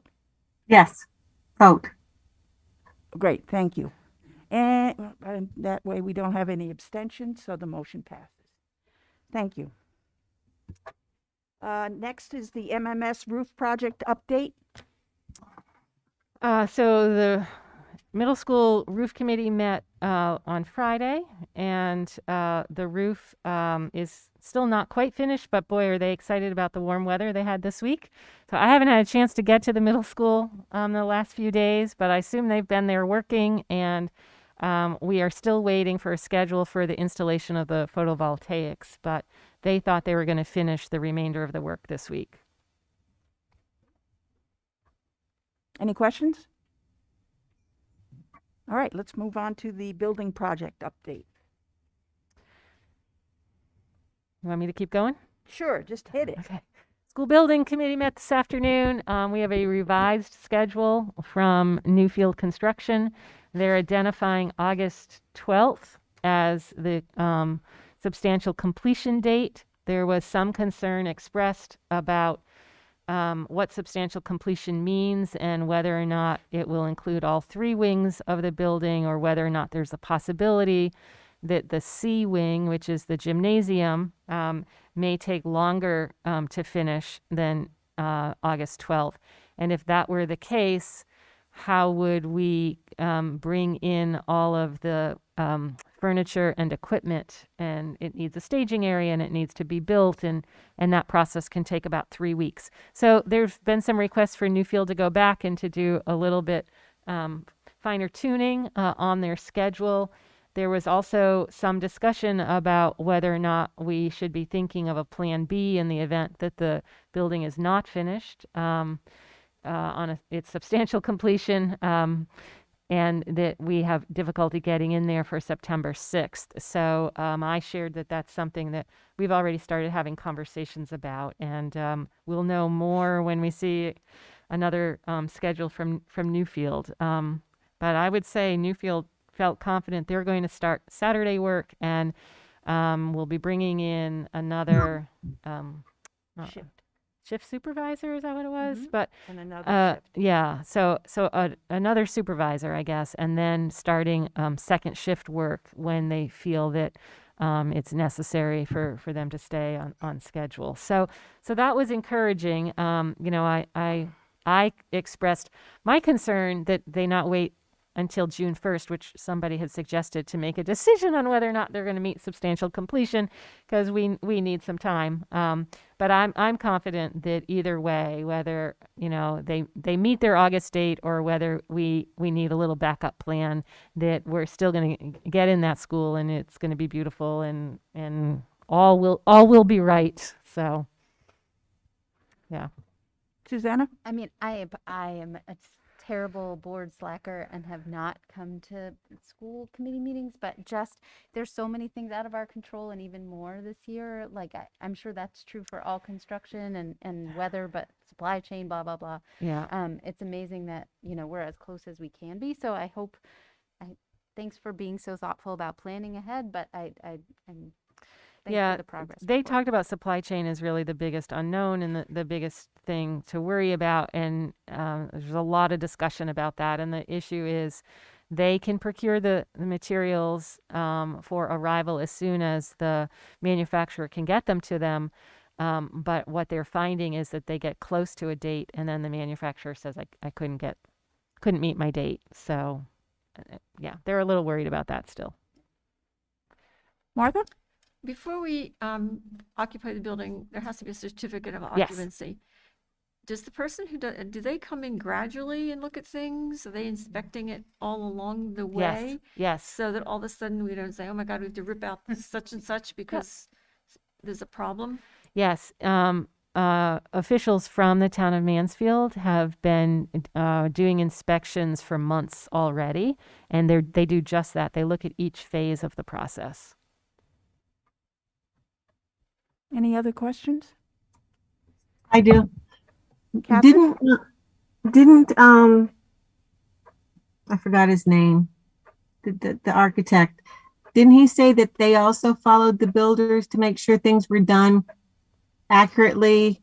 They don't build the whole wall with windows. They check one first before they continue. Right. Am I- Yep. They do something called mock-ups.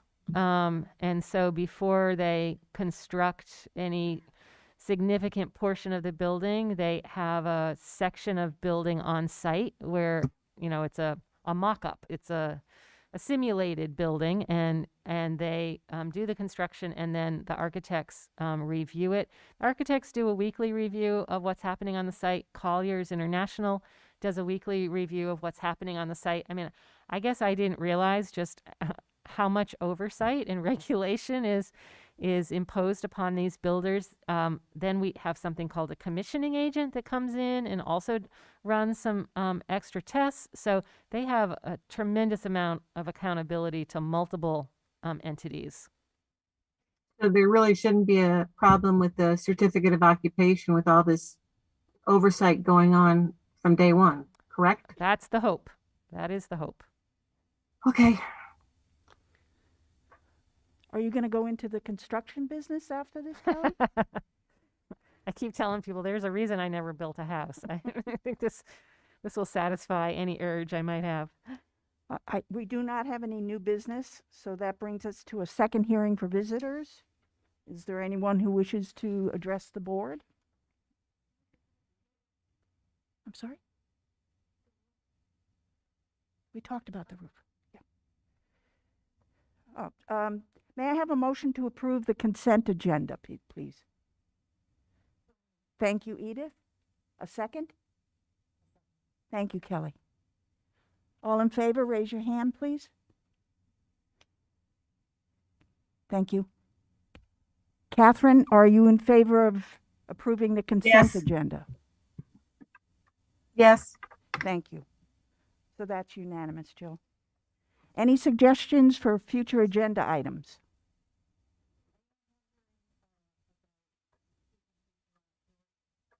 Microphone. About equity,